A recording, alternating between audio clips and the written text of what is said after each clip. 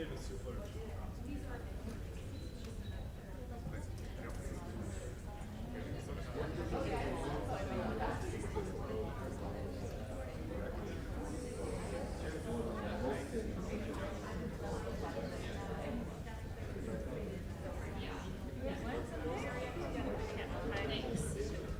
I don't know what happened.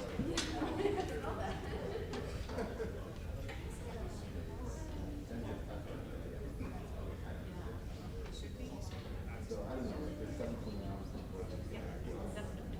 And I'll just stay here for I'm not saying that they're I'm just wondering if the matches part of these sorts of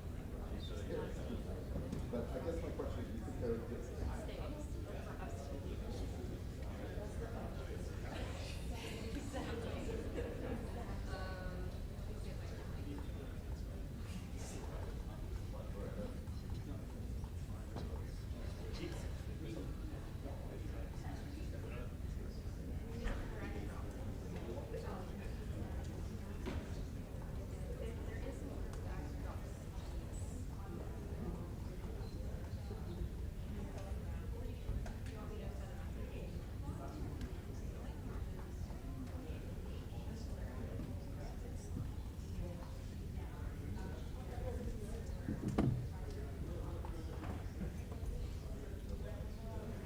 but you there was a practice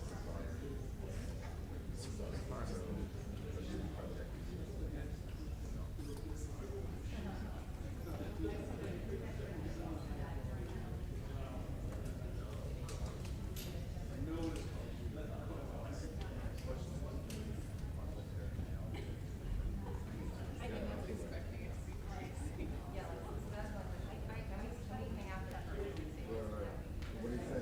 Off the record.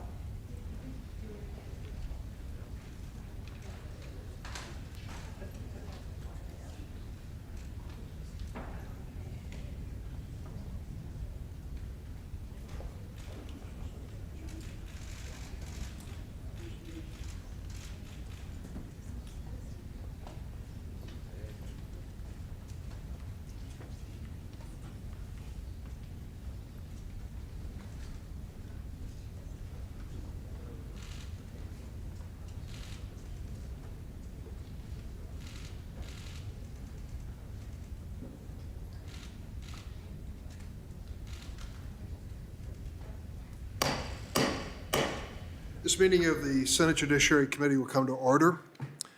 In 2006, the new social networking platform marked its debut when Jack Dorsey posted a message that he was, quote, just setting up my Twitter. At the time, Dorsey's startup, which allowed users to share short messages with their followers, was a novelty. But in the coming years, it would become increasingly an important source of news and social discourse as it gathered millions of users around the world. Twitter now plays an outsized role in politics, culture, and even in democracy itself. As Twitter has grown, so have the risks posed by bad actors looking to exploit its opportunities and the data it holds. In July 2020, 2 teenagers hacked into the accounts of Twitter employees, gaining access to a number of high-profile accounts, including now President Biden and former President Obama. Those 2 teenagers then sent a series of tweets from the accounts and scammed Twitter users out of more than $100,000 in Bitcoin. In response, then CEO of Twitter, Dorsey, turned to a trusted name in the world of cybersecurity to lead an overhaul of Twitter's security practices. And for more than a year, that's what this individual tried to do until he was terminated by Twitter and their new CEO this past January. Last month, this individual released a whistleblower disclosure detailing a number of alarming allegations about Twitter's security practices. Without objection, his disclosure will be entered into the record. That whistleblower's name is Peter Zatko, or as he's more commonly known, Mudge. Mudge, thank you for joining us. You are here pursuant to a subpoena, not because you were opposed to appearing before the committee, but so the public can hear the details of your disclosure. You've alleged a number of security flaws and weaknesses within Twitter, flaws that may pose a direct threat to the safety and privacy of Twitter's hundreds of millions of users, as well as America's national security. The story actually began in 2011 when the FTC, the Federal Trade Commission, first concluded that Twitter was playing fast and loose with user data. They found that Twitter had, quote, deceived customers and put their privacy at risk by failing to safeguard their personal information. The company was ordered by the FTC to, quote, protect the security, privacy, confidentiality, and integrity of user data. But you've claimed those changes have never been made. And more broadly, you allege that compared to other technology companies, Twitter's security standards remain woefully deficient. You allege that thousands of employees within the company have extraordinary access to sensitive information of Twitter's users, and that there is little oversight over how that information is assessed. Some Twitter users tuning in this morning may be asking, well, what's the big deal? When you sign up for Twitter, you knowingly hand over your email, your phone number, other information. That's how it is with most social media companies. But you expect, do we not, that these companies will take precautions to protect the personal information you give them. It's like depositing money at the bank. When you hand your money to the teller, they take it behind the counter and put it in a vault.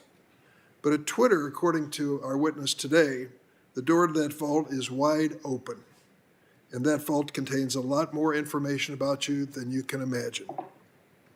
Twitter doesn't just have access to your tweets and email address. They also have access to all of the data necessary to directly access your device and even pinpoint your exact location.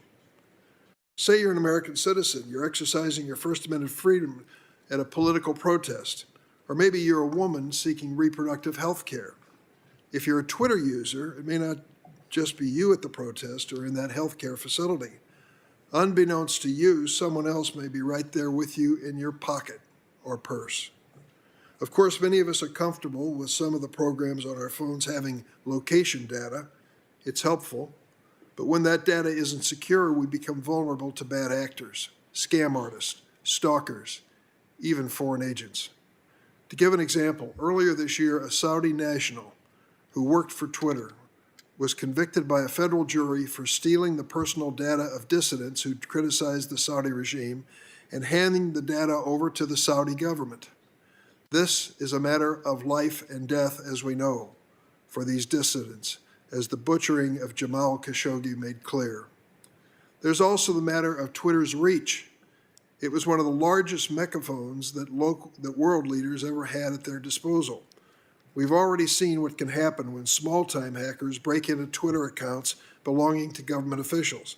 But what if next time it isn't two teenagers trying to pull a crypto scam? Imagine if it's a malicious hacker or a hostile foreign government breaking into the president's Twitter account, or sending out false information, claiming there was a terrorist attack on one of our citizens. We could see widespread panic. The bottom line is this: Twitter is an immensely powerful platform that cannot afford gaping security vulnerabilities. Today, we have a chance to engage in a good faith, bipartisan discussion to ask what needs to be done. A final point. Politicians on both sides of the aisle have criticized Twitter. I, for one, believe that Twitter should be doing far more to combat the proliferation of hate speech and conspiracy theories. Republicans, on the other hand, claim that Twitter censors their conservative speakers. I urge my colleagues to set some of these partisan differences aside and try to find the common ground we need to establish security standards that will be raised today by our whistleblower. With that, I turn to our ranking member, Senator Grassley. Yeah, thank you, Chairman Durbin. A very important issue that you have brought before this committee, and I thank you for doing it. I, for one, want people to know that I love using Twitter. But we also know that big tech companies, such as Twitter, collect vast amounts of data on Americans in the hands of foreign adversaries. This data is a gold mine of information that could be used against America's interest. Twitter has a responsibility to ensure that the data is protected and doesn't fall into the hands of foreign powers. Americans rightly expect that Twitter will protect that information. Thanks to a whistleblower that comes forward, we've learned that Twitter hasn't secured the data of tens of millions of Americans and countless other users. That whistleblower is here today, so we welcome you, Mudge. He comes before the committee today not only as an expert in the field of cybersecurity, but also as a whistleblower. I think all of my colleagues know that I have great deal of admiration for whistleblowers. I've always said that whistleblowers are patriotic individuals who often sacrifice their own career as well as their livelihood to root out waste, fraud, and abuse. Thank you very much for being here. Because of Mudge's disclosures, we've learned that personal data from Twitter users was potentially exposed to foreign intelligence agencies. For example, his disclosure indicates that India was able to place at least 2 suspect foreign assets within Twitter. His disclosures also note that the FBI notified Twitter of at least 1 Chinese agent in the company, I should say. Based on allegations, Twitter also suffers from a lack of data security. Due to that failure, thousands of Twitter employees can access user data. That data that they don't need access to in order to do their job, yet they have access. And if foreign assets work for Twitter, that means these foreign assets can also access the data. To put a finer point on the allegations, Twitter has allegedly used data it collects and the tools it has to geolocate individuals who made threats against board members. In the hands of a foreign agent embedded at Twitter, a foreign adversary could use the same technology to track down pro-democracy dissidents within their country, but also to spy on Americans. This has actually happened in the past. In 2019, 2 Twitter employees were indicted by the FBI. They used their position at Twitter to access private user data and then gave it to Saudi Arabia. These foreign agents were able to access and provide personal information on more than 6,000 individuals of interest to the Saudi government. Simply put, the whistleblower disclosures paint a very disturbing picture of a company that's solely focused on profit at any expense, including at the expense of safety and security of its users. Additionally, it's been alleged that Twitter knowingly violated a consent decree that it entered into with the Federal Trade Commission 2011. That consent decree required Twitter to address their access control failures. However, instead of complying with the consent decree and fixing these very serious security matters, it alleged that Twitter executives, specifically CEO Agrawal, intentionally misled Twitter's board of directors. So, I'm concerned that for almost 10 years, the Federal Trade Commission didn't know or didn't take strong enough action to ensure Twitter complied with the consent decree. This is a consent decree that was intended to protect Twitter users' personal information. As Congress considers federal data privacy legislation, I think it's very important that we draw on these revelations about how Twitter views its obligations with federal regulators. Congress should also be mindful of the FTC's ability or lack thereof to successfully oversee these important issues. Twitter also needs to answer questions about its content moderation. It was revealed to this committee that Twitter outsources a great deal of consent moderation to foreign countries. They have close to 2,000 employees in other countries whose job is to screen tweets by Americans. They also lack the appropriate amount of translators to ensure that tweets in other languages are complying with Twitter's own rules. Mudge had limited visibility to content moderation while at Twitter, so these are questions that need to be answered in full by Twitter because we can't expect Mudge to respond to them. Unfortunately, this committee will not be able to get answers about content moderation because Twitter's CEO has refused to appear today. He rejected this committee's invitation to appear by claiming that it would jeopardize Twitter's ongoing litigations with Mr. Musk. Many of the allegations directly implicate Mr. Agrawal's, and he should be here to address them.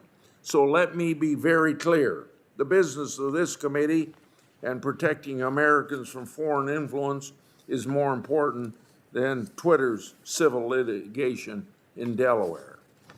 In conclusion, if these allegations are true, I don't see how Mr. Agrawal can maintain his position at Twitter.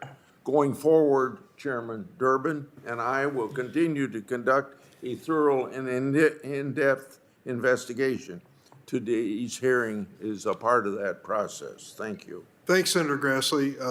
Mr. Zatko, you will have 6 minutes for an opening statement, and then each member will be given 6 minutes of questioning to follow up. We start with the customary oath, and I ask that you please stand for that purpose. Please raise your right hand. Do you affirm the testimony you're about to give before this committee will be the truth, the whole truth, and nothing but the truth, so help you God? Let the record reflect that the witness has answered in the affirmative, and now I appreciate your attendance here, and the floor is yours. I think your microphone may need... There you go. Thank you very much, sir. Chairman Durbin, Ranking Member Grassley, members of the committee, I appear before you today to answer questions about information I submitted in written disclosures about cybersecurity concerns I observed while working at Twitter. My name is Peter Zatko, but I'm more often referred to by my online handle as Mudge. For 30 years, my mission has been to make the world better by making it more secure. From November 2020 until January 2022, I was a member of Twitter's executive team. In my role, I was responsible for information security, privacy engineering, physical security, information technology, and Twitter global support. I'm here today because Twitter leadership is misleading the public, lawmakers, regulators, and even its own board of directors. What I discovered when I joined Twitter was that this enormously influential company was over a decade behind industry security standards. The company's cybersecurity failures make it vulnerable to exploitation, causing real harm to real people. And when an influential media platform can be compromised by teenagers, thieves, and spies, and the company repeatedly creates security problems on their own, this is a big deal for all of us. When I brought concrete evidence of these fundamental problems to the executive team and repeatedly sounded the alarm of the real risks associated with them, and these were problems brought to me by the engineers and employees of the company themselves, the executive team chose instead to mislead its board, shareholders, lawmakers, and the public instead of addressing them. This leads to two obvious questions. Why did they do that? And what were the problems and vulnerabilities identified? And that's what I'm here to talk about. So first, why did they do that? To put it bluntly, Twitter leadership ignored its engineers because key parts of leadership lacked the competency to understand the scope of the problem, but more importantly, their executive incentives led them to prioritize profits over security. Upton Sinclair famously said, "It is difficult to get a man to understand something when his salary depends on his not understanding it." This mentality is exactly what I saw at the executive level at Twitter. So what are the problems I discovered? Two basic issues. First, they don't know what data they have, where it lives, or where it came from, and so, unsurprisingly, they can't protect it. And this leads to the second problem, which is the employees then have to have too much access to too much data and to too many systems.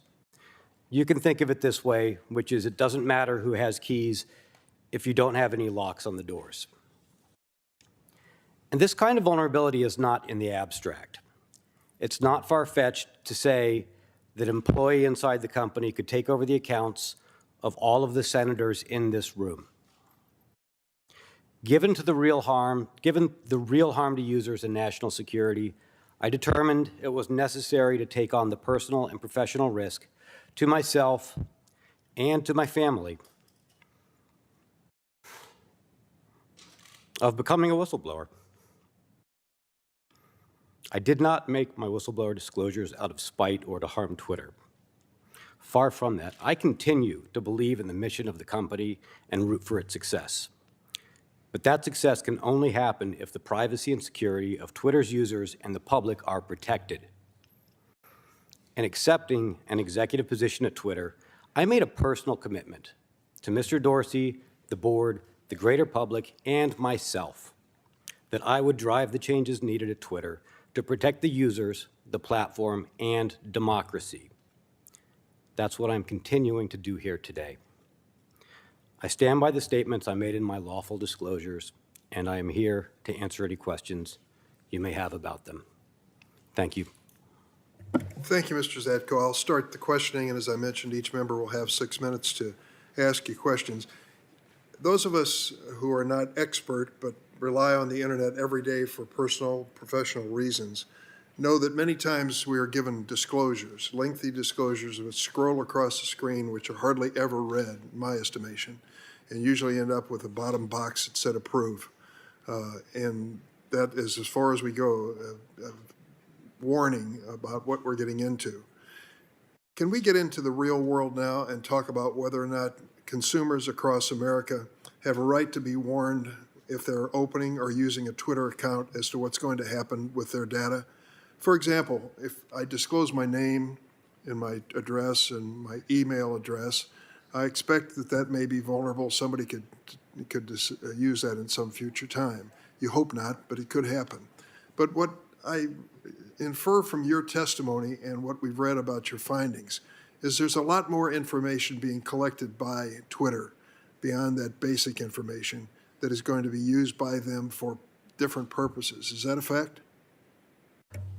Yes, I entirely concur. I mean, when we sign up for an account, I hope that the company is being responsible and not just saying that they are, would like the data to be used correctly and safely, but that they're actually able to quantifiably, internally, guarantee that that is the case.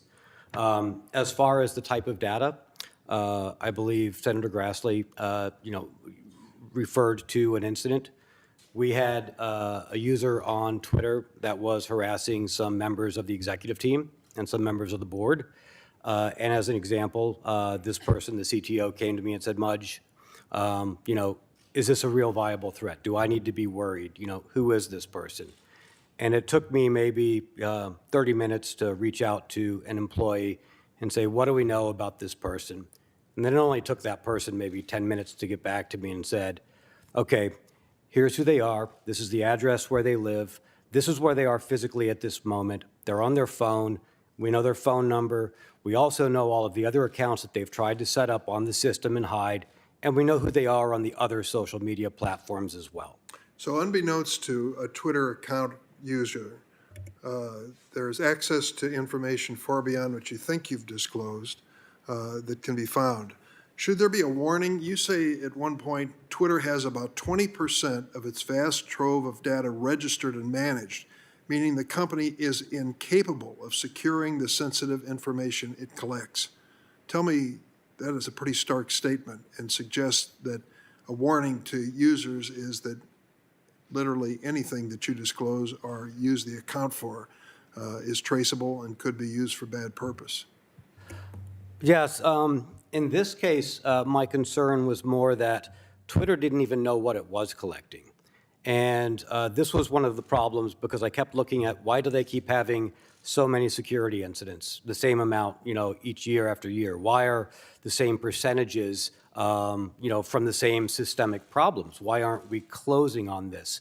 What is fundamentally under the hood broken? Where is the systemic failure? And then it turned out from an internal study that the engineers did on their own because they weren't given, you know, the cover and the time and the resources to do this as part of their job, that only about 20% of the information that they had, that they were collecting, did they know why they got it, you know, why the person had given it to them, how it was supposed to be used, you know, when it was supposed to be deleted, you know, so, and that the remaining, I think it was 80%, I refer you to the disclosures for the specific numbers, was, hey, we know that our systems are using some of this other data, but we don't know what it is. And then a lot of the data, they just recognized, we don't even know what these are. Petabytes, huge amounts of data. And they did a sampling, and that included personally identifying information, phone numbers, addresses.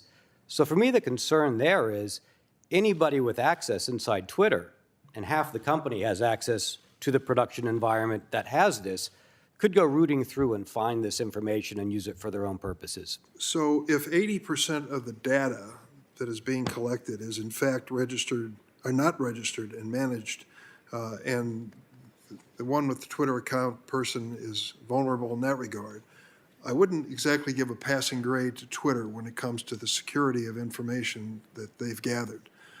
Now let me ask you on the other side of the ledger, would you grade as well the government agencies that have some responsibility to make sure that the American consumer's privacy and security is protected? For example, the Federal Trade Commission, Securities and Exchange Commission, and others. So that was something that that came to mind as well. I said, we've had a 2011 consent decree. This is over a decade. How have we been passing this, especially since there were at least 2 more times where there were violations for the exact same problem, the misuse of email data that was collected for security purposes, but then turned around and used for marketing, which was a violation of the assumption of why you were providing them the data. How come we keep making these same mistakes? Hasn't, you know, what is the FTC missing, or what is it that we are telling the FTC as Twitter that is incorrect? And I think honestly, I think the FTC is a little, you know, over their head. They've compared to the size of the big tech companies and the challenge they have against them, they're left letting companies grade their own homework. And I think that's one of the big challenges. I'm running out of time, and I'll just say that I think that the area of great concern as well is the access of foreign governments and foreign agencies to the same data. Americans signing up for Twitter have no idea that they are at least vulnerable to that possibility, and we know that the conviction of individuals in Saudi Arabia or for dealing with the Saudi government is proof positive of that possibility. Thank you very much. Senator Grassley? Yeah, I'm going to take off where the chairman just left off. The communist Chinese government bans Twitter, yet companies based in China advertise on the platform. When a user clicks on such an advertisement, they've presumably redirected to a website controlled by the Chinese government, which can collect vast amounts of data and track their location. With respect to pro-democracy Chinese citizens, is Twitter endangering their lives by allowing China to advertise on the platform?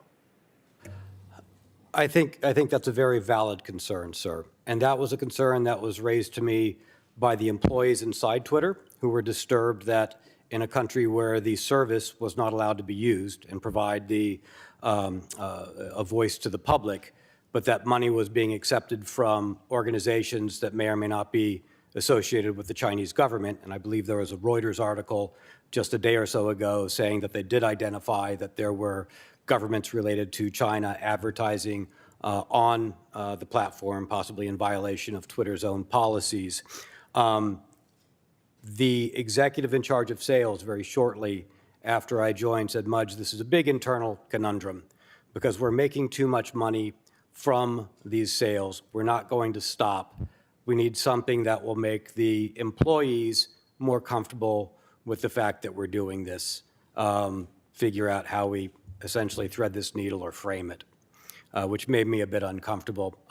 And they didn't know what people they were putting at risk or what information they were even giving to the government, which made me concerned that they hadn't thought through the problem in the first place that they were putting their users at risk for. And that was a very common problem where I saw that Twitter was a company that was managed by risk and by crises instead of one that manages risk and crises.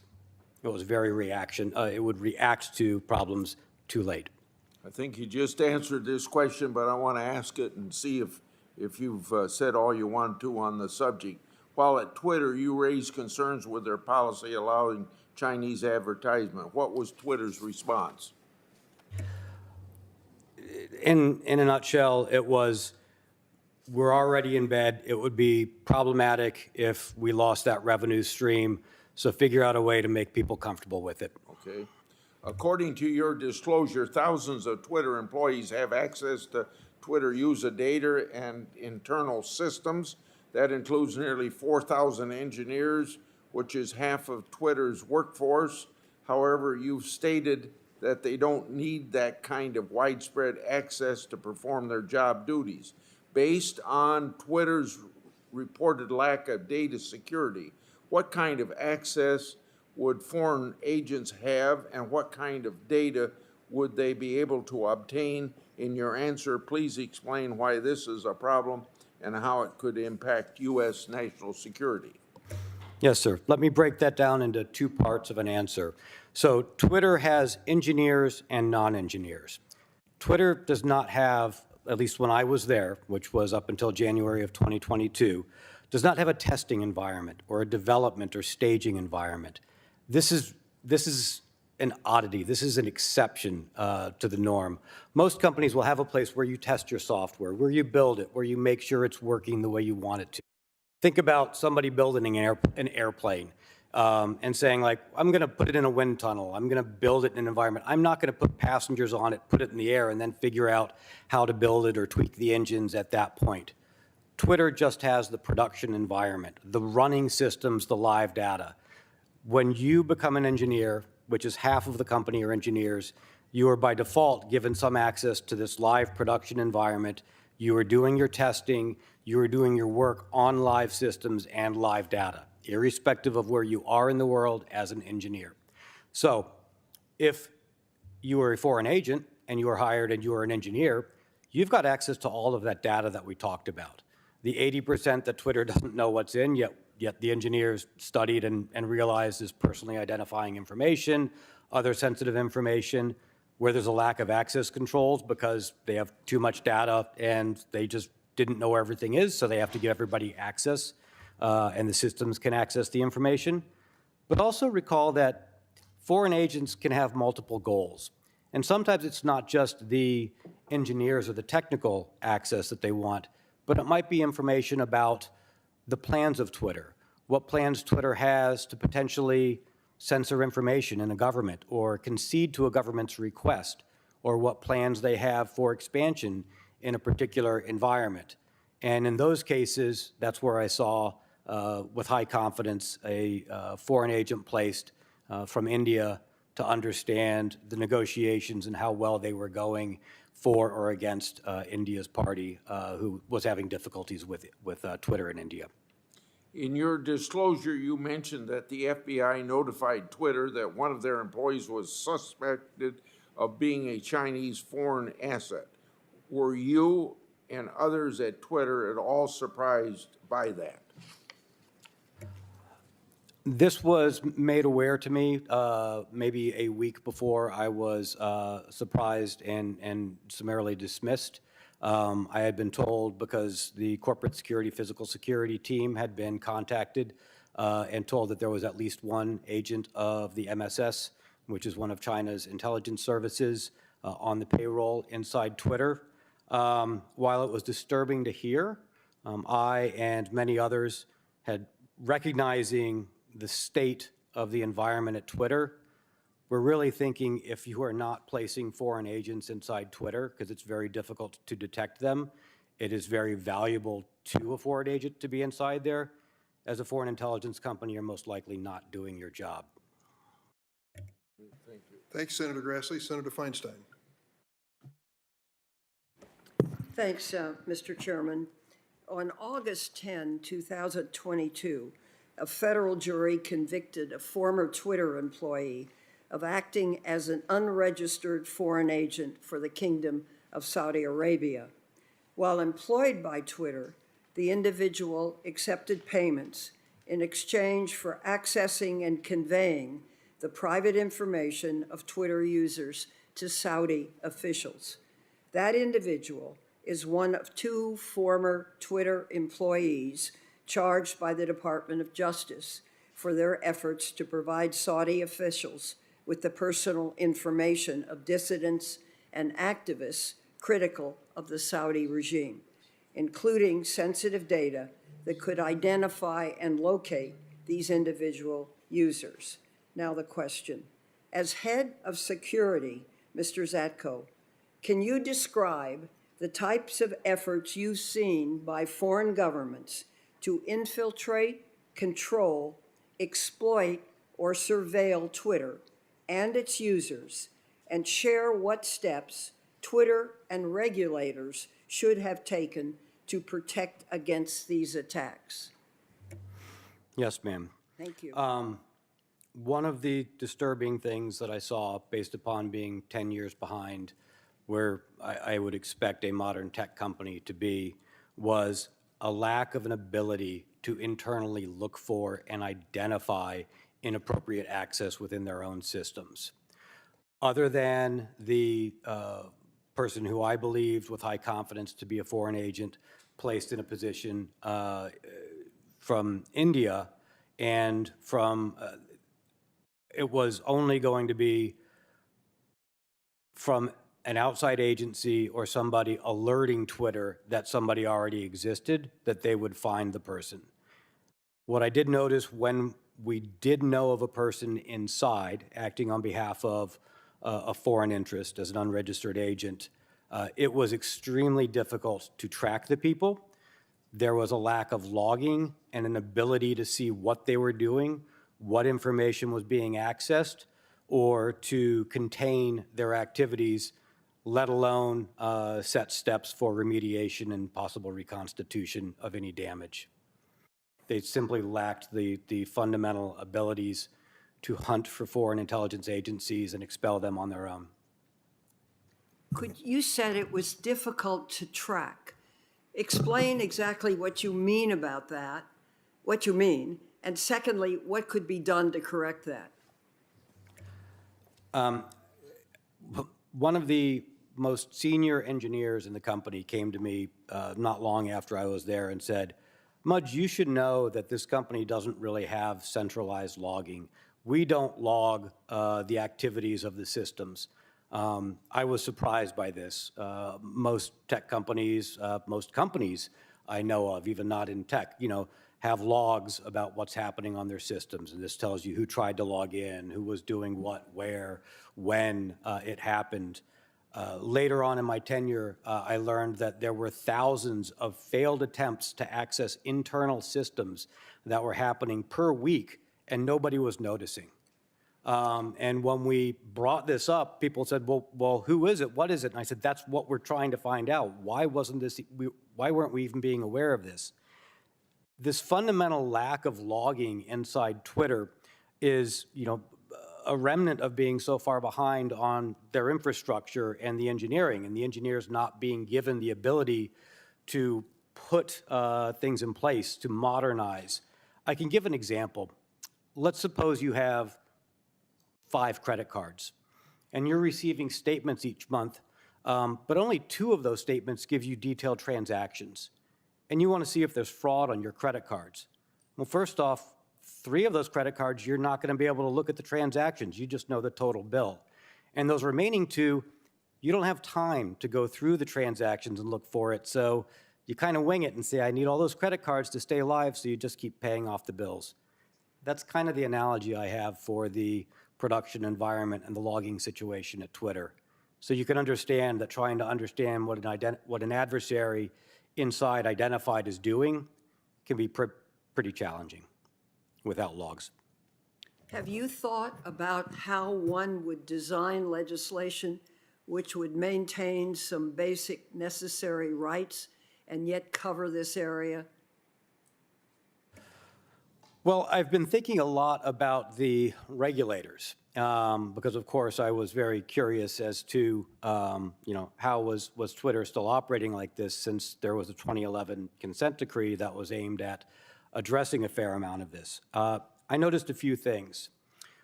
One, there were a lot of evaluations and examinations which were interview questions. So essentially, the organization was allowed to grade their own homework. Did you make things better? Yes, we did. Okay, check. There wasn't a lot of ground truth. There wasn't a lot of quantified measurements. And a fair amount of the interviews came from companies, auditors, that Twitter themselves were able to hire. So I think that's a little bit of a maybe conflict of interest. I also noticed that of all of the regulators, some of the foreign regulators were much more feared than the FTC. For instance, the French CNIL, the CNIL, the French version of the FTC, terrified Twitter in comparison to the FTC. And when I looked at why, it was because there was more of a fear that it wouldn't be a one-time fine. One-time fines are priced in. One-time fines didn't bother Twitter at all. When I saw the recent amount of the fine, that was much less than we had been concerned about. And each time it was a one-time fine, in my discussions with the chief privacy officer, with the privacy engineer head, that was and the executives, the thought was, okay, we'll pay that and we can keep kicking the can down the road and hope, maybe we'll get another one-time fine. Wall Street didn't seem to care because it wasn't a long-term problem that was ongoing. What did make these companies afraid was if there was a risk of, hey, you've mishandled the same type of data repeatedly. Maybe we're not going to let you monetize that type of data. Sorry, who mishandled the data? Oh, so if Twitter, for example, Twitter mishandled email addresses repeatedly. And a concern was if the FTC were to come in and tell us that we're not allowed to monetize email addresses because of our continued inability to handle them correctly, well, then we might not be on fair footings with our competitors, and that scared them and made them move. I believe something like that did happen to Facebook, which has been used as a sort of cautionary tale inside organizations. So I think the regulators have tools that do work, but they're not able to see which tools in their tool belt are the ones actually working, and they're using the one-time fines that the companies aren't really afraid of. Thank you, Senator Feinstein. Senator Lee? Thank you very much, Mr. Chairman. Mr. Zatko, thanks for being here. In your disclosures, you include information that Twitter's head of privacy engineering and the chief privacy officer reported the following to the board of directors toward the end of 2021. This is a quote. Every new employee has access to data they do not need to have access to for the purpose of their role. And also added that until Twitter could reach the point where it could implement a system to manage access to data, they were, quote, at risk of inappropriate access or use of data. They also reported that our inability to delete data compounds that risk, as we retain data that we should not have and which is therefore accessible by people who do not need to have access to this data. Tell me, Mr. Zacko, what action was taken by Twitter's board of directors in response to this rather shocking information? This is not the first time the board of directors had been made aware of that or told this, and there was no change or mandate or charge put forward by the board of the directors. What do they mean by when they refer to the inability to delete data? Why is that significant? If you don't know where your data is, as we talked about, these large amounts of data, and somebody comes in and says, I've left the system, and maybe the FTC asks, well, have you deleted all the user data? You can't respond in the affirmative because— Even if you've deleted the account. Correct, because you don't know where else this data lives in systems, because you don't know what data you have and where it is. That's correct. So does this mean that Twitter is actually unable to delete data, or is it just unwilling? It is unable because they do not know where it is, so they are unable to comply. Okay. So but this has resulted from a deliberate decision at some point to adopt protocols that don't allow them to do that, right? To choose other priorities rather than to correctly register and track and understand where their data lives. Because it is physically possible. I mean, you could have a database in which you can track that. Absolutely. If you knew where everything was in your database, you could go delete it. If you chose to make that a priority, to make sure that the new data coming in was correctly registered and to go back and figure out what data you have and where it is, you could absolutely go delete it. But that hasn't been prioritized over other projects such as increasing revenue or users. Now, I'm concerned, as I assume most or all Americans would be, those who become aware of these concerns, that Twitter has seemingly turned a blind eye, rather deliberately, to some pretty significant security risks, potentially compromising their own personal data, including geolocation information, both to hackers and to foreign government agents and to other people who, for whatever reason, whether for corporate espionage purposes, for other commercial purposes or otherwise, might want to gain access to this information. Based on your disclosures, it seems to me that Twitter's CEO is more concerned with increasing influence and profits from foreign countries than with protecting user data from foreign spies or hackers. Now, you claim that Twitter has hired foreign government agents at the cost of doing, as sort of the cost of doing business in countries like India, Nigeria, and China. And as you've related, Twitter has knowingly hired these government spies so as to not risk losing access to users and markets in those countries, or in the case of China, to not lose access to advertising revenues. Do these engineers who are suspected of being foreign agents, do they have access to all user data or just a certain subset of the user data?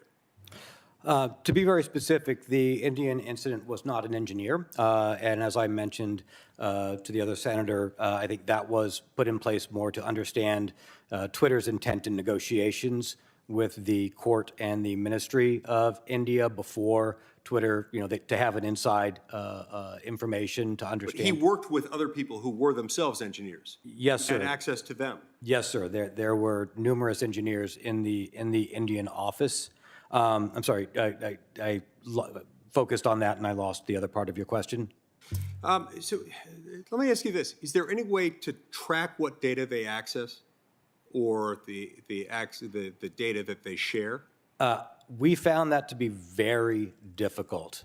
We had to set up a specific small team individually to try and create a unique environment just to allow us to track and monitor and log one individual because of the lack of general logging and access control that we found would be unscalable and not reproducible should there be any other people like that. It was a lack of basic fundamental tools and access control. Okay, so I'm almost out of time, but I need to know this. Why would Twitter not create a tracking or a logging system to follow this sort of thing, to make sure that it was handled correctly, particularly given that they know that many foreign governments, like India and Nigeria and China, specifically want to access and use that data to find and root out and punish dissidents? Why would they want to do that? Why would they want to subject their own users to this kind of harm with the grave implications that it carries, especially in those countries? I think they would like to, but they're simply unwilling to put the effort in at the cost of other efforts such as driving revenue. I'm reminded of one conversation with an executive when I said, I am confident that we have a foreign agent, and their response was, well, since we already have one, what does it matter if we have more? Let's keep growing the office. Right. Thank you, Senator Lee. Senator Klobuchar? Thank you very much, Chairman. Thank you, Mr. Zatko.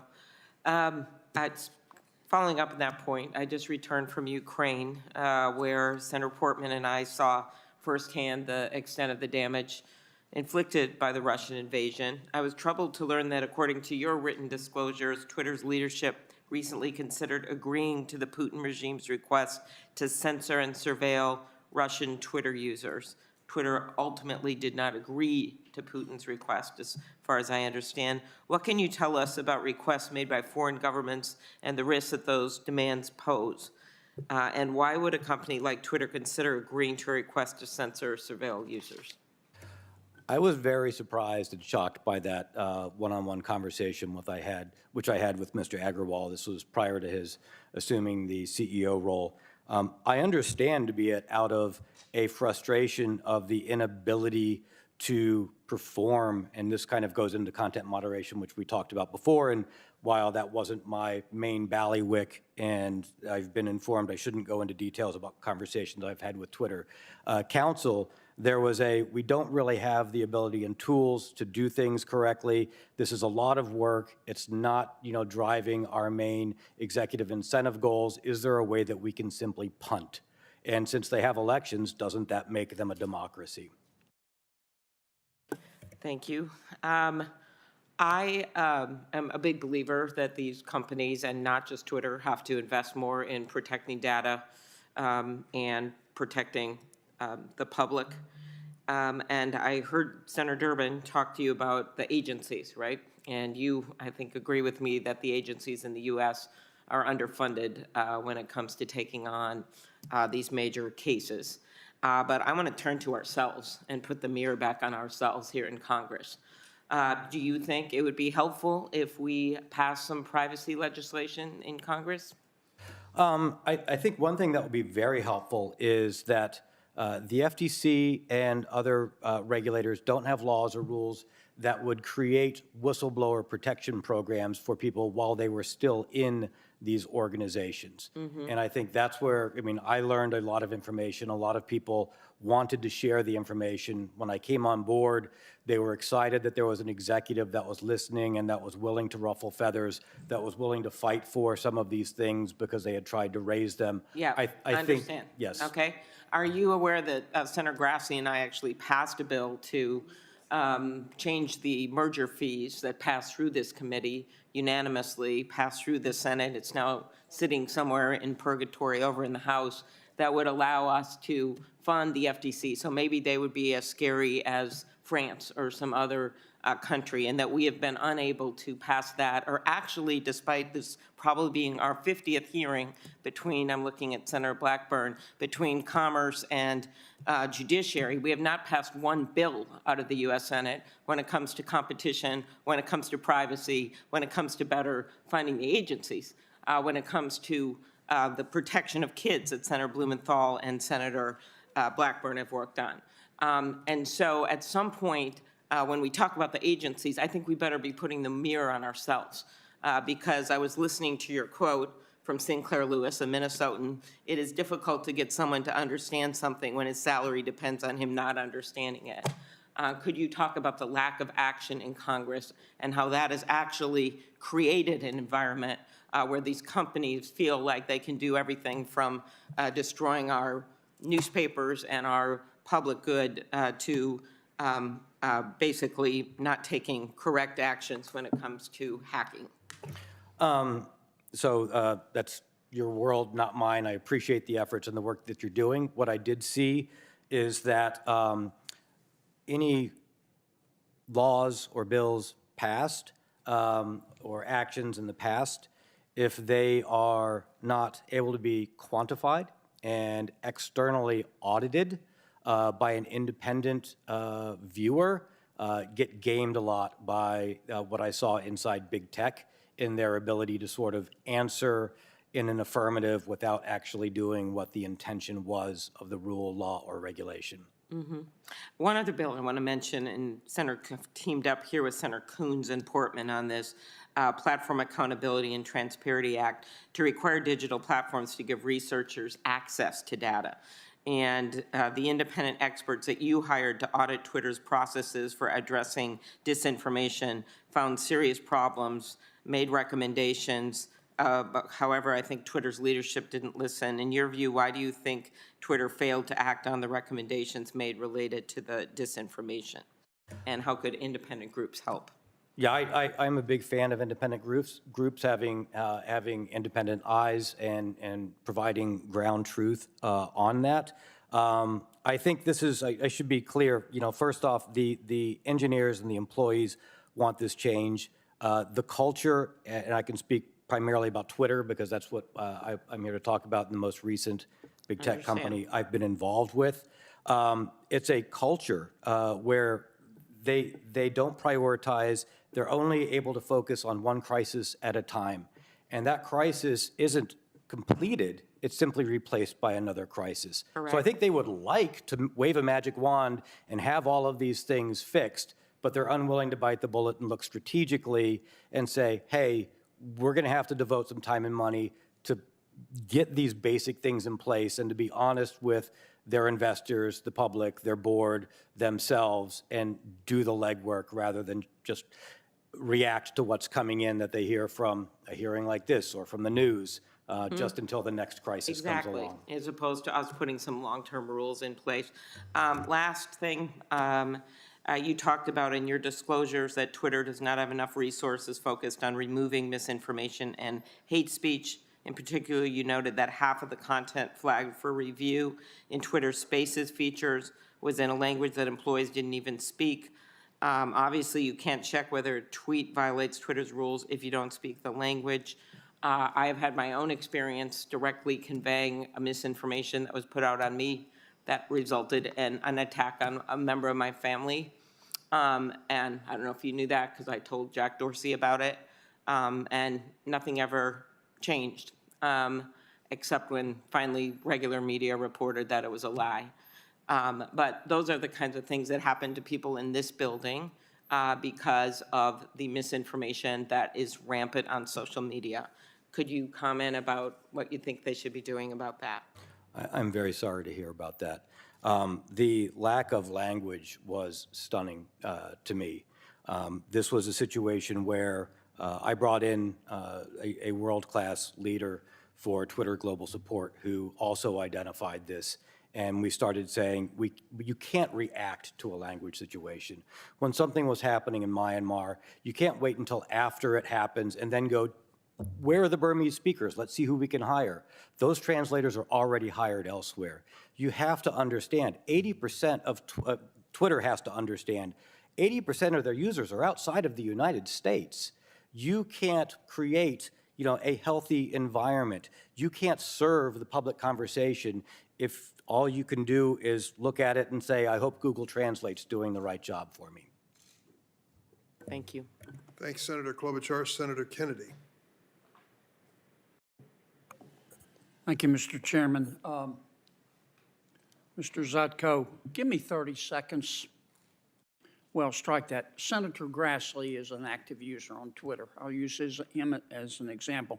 Give me 30 seconds on the type of information Twitter has on Senator Grassley or someone like him. If I was, if there was somebody, just like what the CTO came to me and said, hey, we've got a problem with this user, is this user? Just give me 30 seconds on the type of information Sure, that sure, Twitter has on the average Twitter user. sure.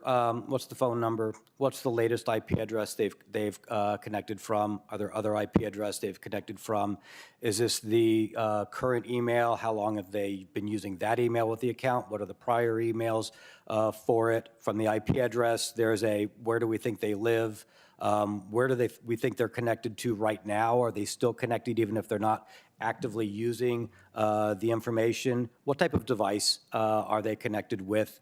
What type of web browser are they using? Which brand is it? Possibly which computer? What language did they connect in it?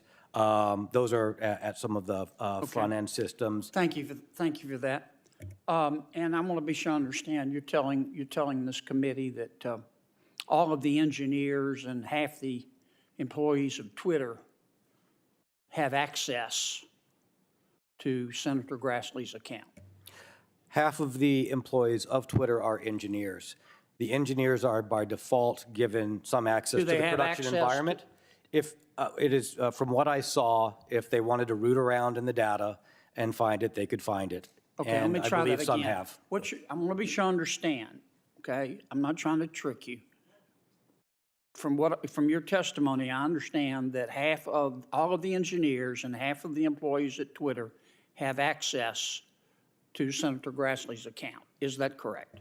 Based upon what I saw, technically, yes. Okay.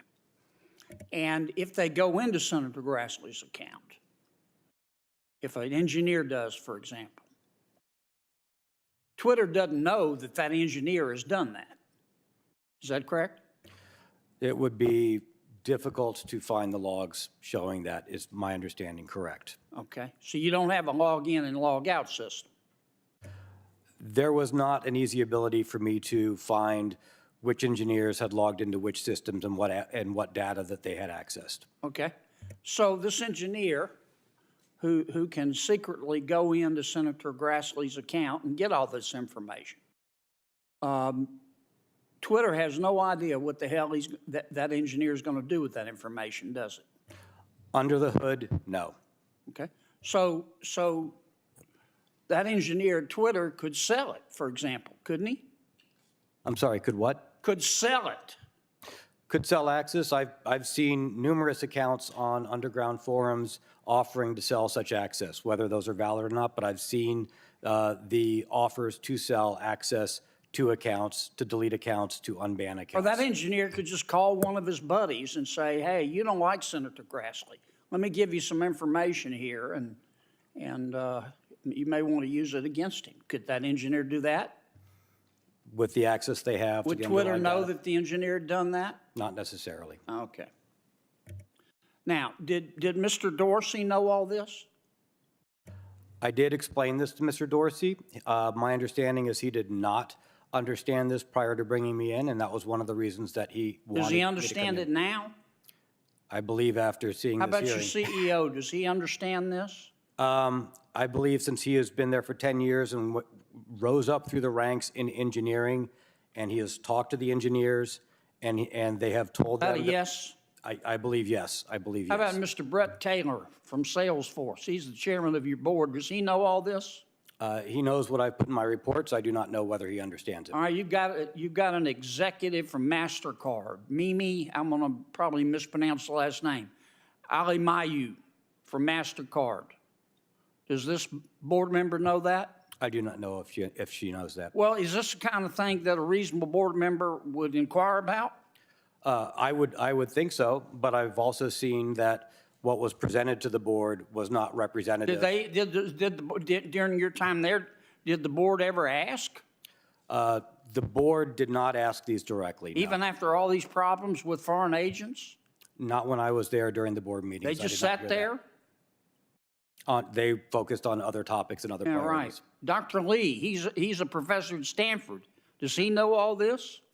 Same response. I did not see any questions on this specific topic while I was there in Patrick board meeting. Pichette, who used to be with Google. Same response, sir. All right. Patrick Pichet?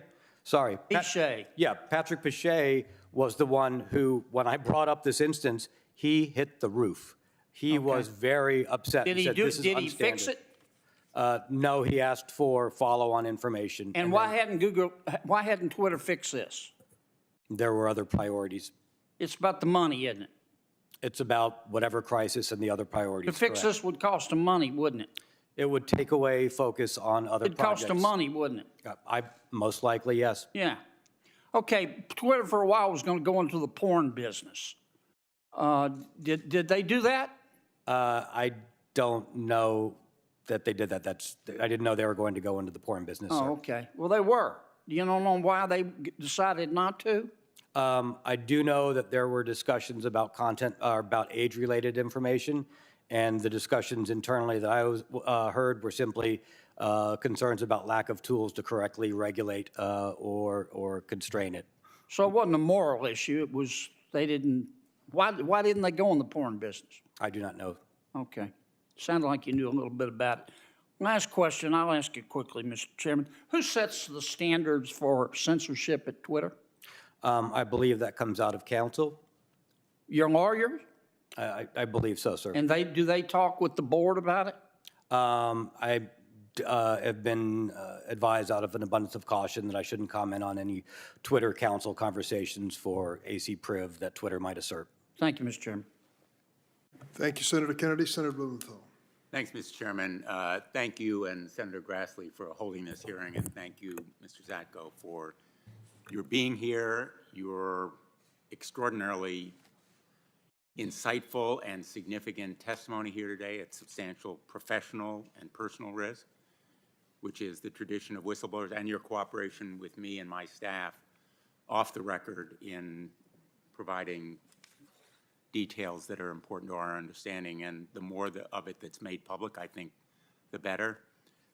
Would you agree with me that Twitter has put its users' health and safety severely at risk? Yes, sir. And it's put the national security severely at risk? Yes, sir. That was And part its of my disclosure. management has misled its own board of directors. Yes, sir. And in that event, the management ought to be certainly restructured, shifted, changed, correct? Yes, sir. That kind of structural reform is necessary to achieve changes within the company. That is my belief. You've also said that this company has misrepresented facts to government agencies, most especially the FTC. That's correct, isn't it? Yes, that is correct, sir. And I think you shared in your complaint that Twitter management was intending to mislead as well French and Irish regulators about compliance with the consent decree, correct? Yes, sir, that's correct. How high in the Twitter management would you say that intent to mislead and, in effect, deceive government agencies went? To the CEO, I do not know to what level inside the board. They did not know because of misrepresentation or chose not to push. The misleading of government agencies is one of the reasons why stronger action hasn't been taken, That could very well be, sir. but it also, in effect, is the result of a lack of vigor in law enforcement, whether because of inadequate resources or a failure of will. That could be as well, sir. In fact, the most recent settlement with Twitter, which was a payment of $150 million earlier this year, the FTC and Department of Justice stated that Twitter violated the 2011 consent decree. That's no surprise. But the size of the penalty, a mere $150 million, amounts to the kind of burden on us average drivers when we pay the toll to go into Manhattan. given that its profit in the second quarter of this year was about 1.18 billion, correct? That is correct. While I was there, the concern only really was about a significantly higher amount, significantly higher, or if it would have been a more institutional restructuring risk. But that amount would have been of very little concern while I was there. To effectively address this problem, we need not only to insist on restructuring the company, but also likely restructuring, reforming, and energizing our regulatory apparatus, not only as to Twitter, but also as to other internet companies and platforms. Would you agree? Yes, I would. The intent of the regulators, I think, is the right intent, but it is not being followed or correctly adhered to. All of what you're saying, everything in your complaint, and a lot of what we've heard in this committee and in other committees leads me to think we need a new agency. As reluctant as I am to suggest a new government bureaucracy, I don't think it needs to be a government bureaucracy with a lot of new people, but it needs to be a new means of enforcement here to bring cases to the Department of Justice, focusing on privacy, security, and protecting users as well as our national security. Would you agree? I had not considered that. I will have to think about that. It is a very interesting approach. I'm not reaching any conclusions, but clearly what we're doing right now is not working. You would agree with that? Yes, what I have seen, the tools that are used out of the tool belt are not working. I do believe other tools in the tool belt do work, but the regulators aren't able to quantify and get measurements that would show them to switch to the other tools they have. What are the remedies that, for example, other countries have that enable them to better protect privacy? Some are simply much more aggressive and do not accept answers at face value, put very strict time constraints on requiring answers, require data to back up the answers, and threaten to preclude monetizing entire markets, such as maybe you won't be allowed to monetize in France, or maybe you won't be allowed to use a particular data source in France, and you have a week to respond sort of approach. And let me just finish on that note, to expand on the Upton Sinclair theory of the case here. Essentially, users and their information are Twitter's product. They are the means to monetize the eyeballs on the site, to collect, use, and monetize that information is the Twitter business. And so their reckless disregard for their users' health and safety and for the national security is a product of that incentive. Would you agree?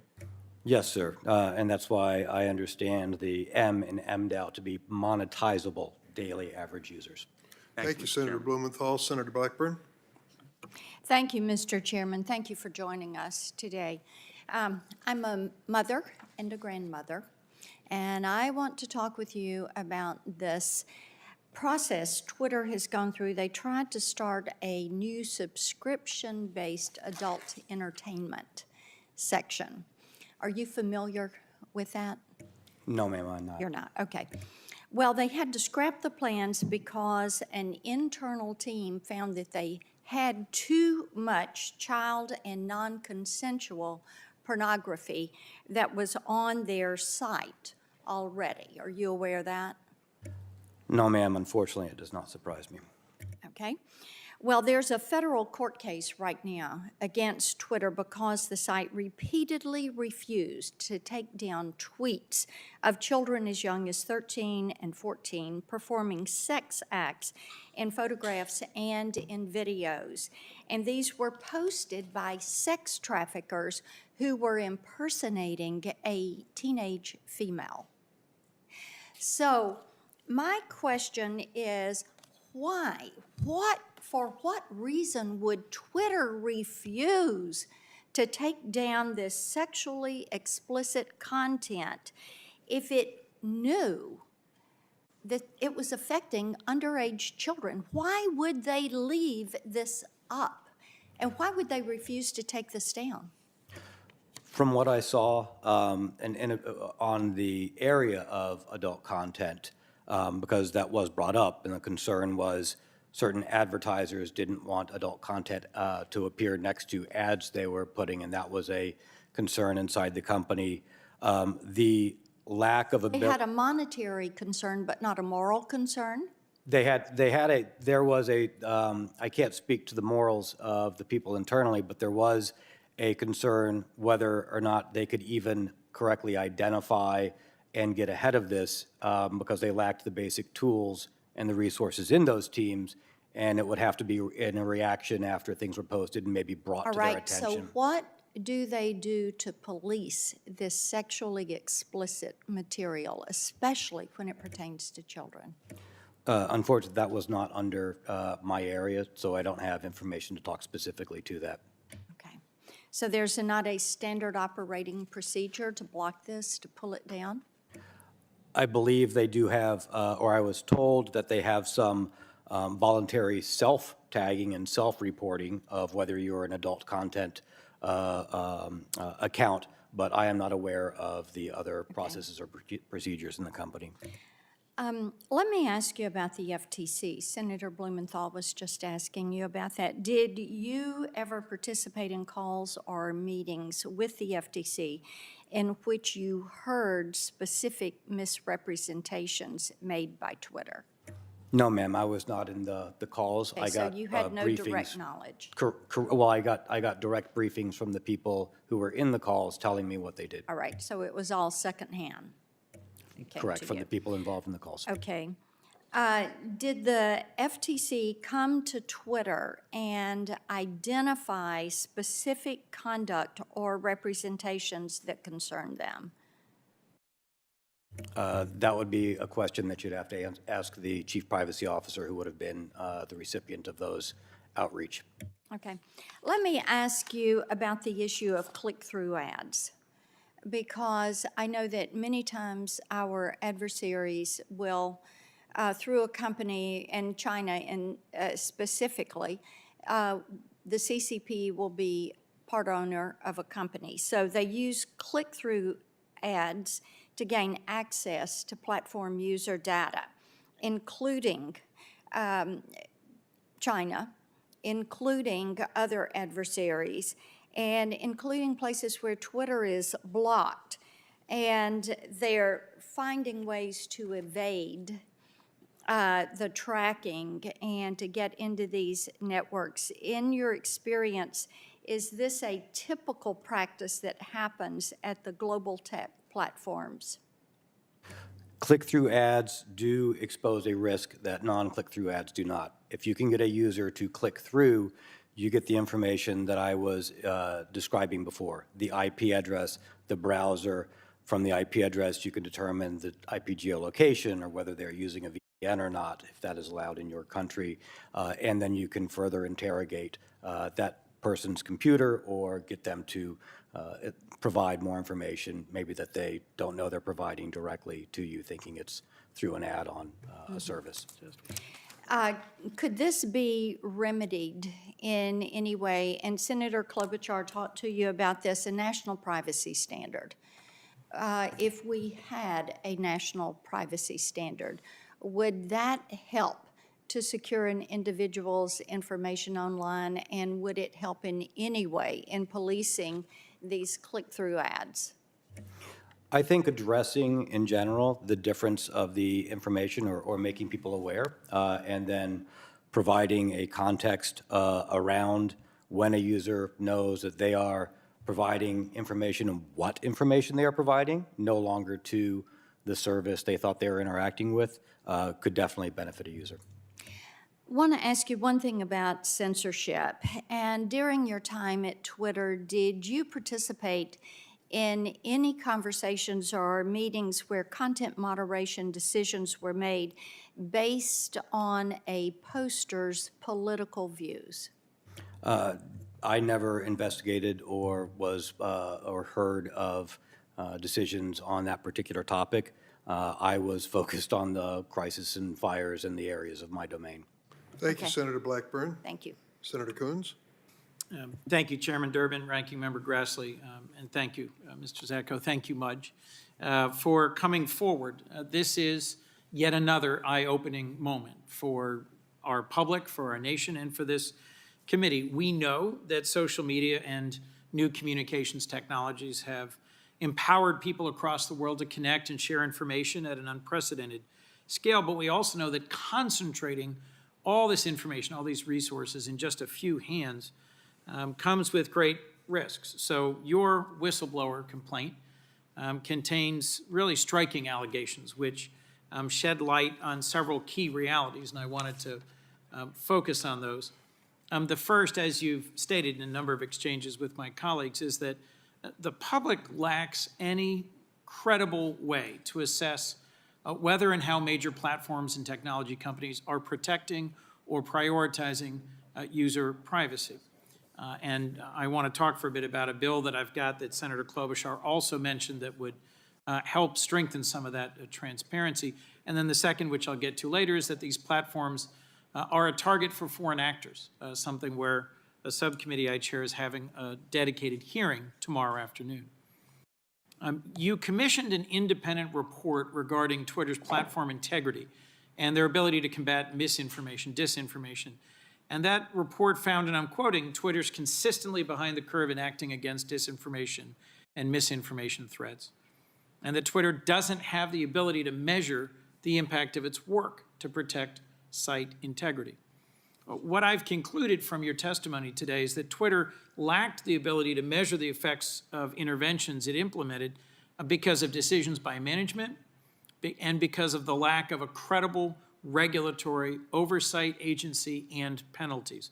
Is that correct? Do I understand your testimony correctly? Yes, sir. The inability internally came from 10 years of security and engineering debt that just kept accruing.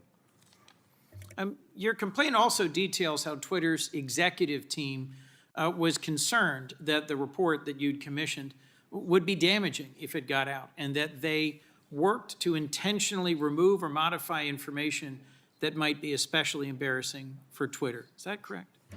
Yes, sir. I found that very disturbing. The company that I hired, with the knowledge of the other executives and the head of site integrity, which did not report to me, but that this independent organization was going to analyze and do gap analysis. The company reached out to me and said, hey, Mudge, Twitter is jumping in and making us open a separate contract and telling us not to provide you the results to your own work, to your own work. This does not feel right to us. What's going on? Right. So a lot of the information that both regulators and Congress relies on when considering how to regulate social media companies comes from the companies themselves. As I think you put it before, they're essentially grading their own homework. So the conclusion we ought to reach is the information we receive isn't trustworthy from some social media platforms. Yes, sir, that's what I experienced. So I've released a bill with Senator Portman, Senator Klobuchar referenced it earlier. We are looking for additional Republican co-sponsors. It's called the Platform Accountability and Transparency Act. It would allow external researchers to look at exactly these kinds of problems, to better understand and analyze the algorithms that drive social media and some of their practices. Would empowering researchers and mandating better disclosure help hold companies more accountable and cause them to invest more resources in site integrity?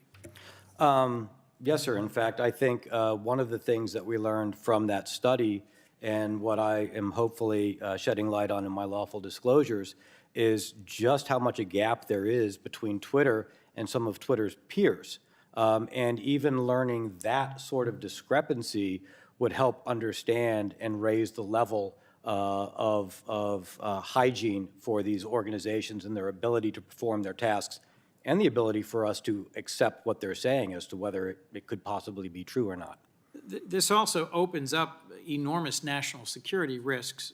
As you testified earlier, there's roughly half of Twitter's employees that had unnecessary access to vast amounts of sensitive user data. As Senator Kennedy was asking you earlier, just give us a quick sense of what information Twitter might have about Senator Grassley or about any of us on this committee. And it is deeper and broader, and I suspect if you'd gone further, it then unlocks a whole profile that can give really dramatic insight into members of law enforcement, members of the military, members of Congress, and their families, their travel, their preferences, their actions, their consumer activities. All of that has some real consequences.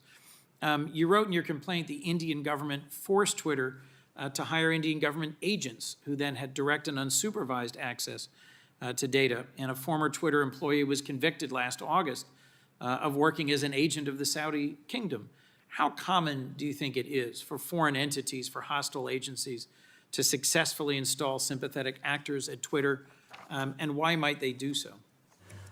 Well, if there's any number of reasons, there are many of reasons why you would do so, in particular to not just identify people of interest or track groups of interest, but also to maybe look at whether or not Twitter has identified your agents or your information operations. What other governments has Twitter possibly identified? And remember, outside of the ability to access large amounts of data on the engineering side, you would want to know what Twitter's plan is as far as whether they will cede to your demands for control of information within their environments or not, in order to change different types of political pressure, such as strong-arming.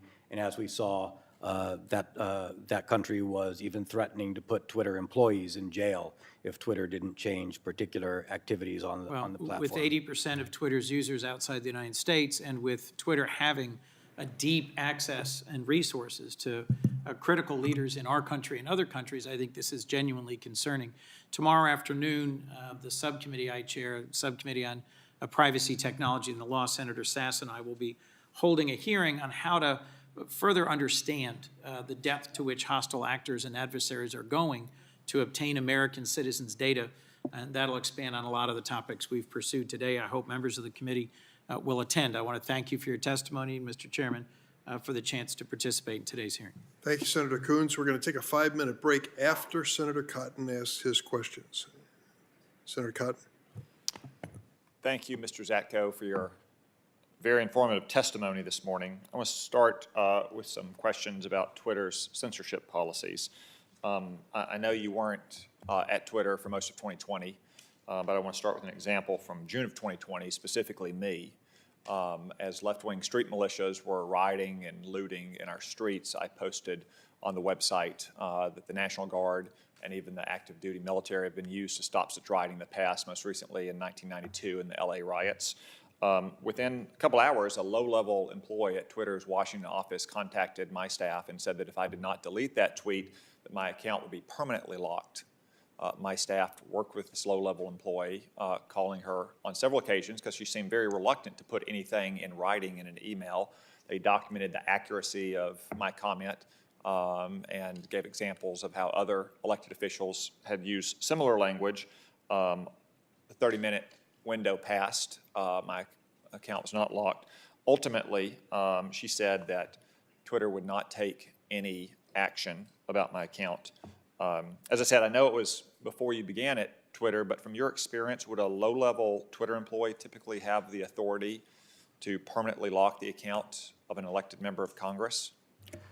From my experience, they should not have the authorization to do it, although it would probably be a low-level employee that would be instructed to do it.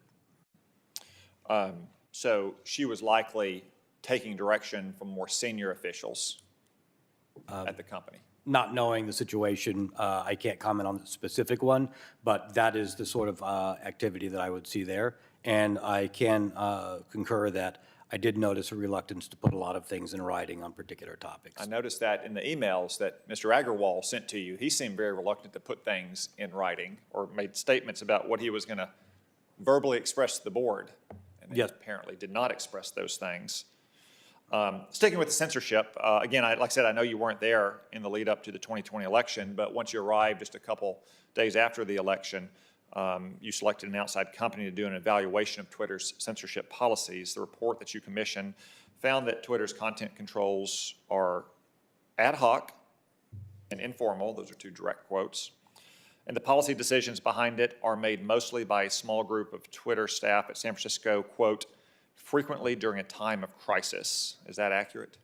I didn't hire them to do a report on censorship, but that was the platform manipulation organization. And yes, how you cite the report is what they found on And what that kind team of, is correct. when it says frequently in a time of crisis, what kind of crisis was the report referring to?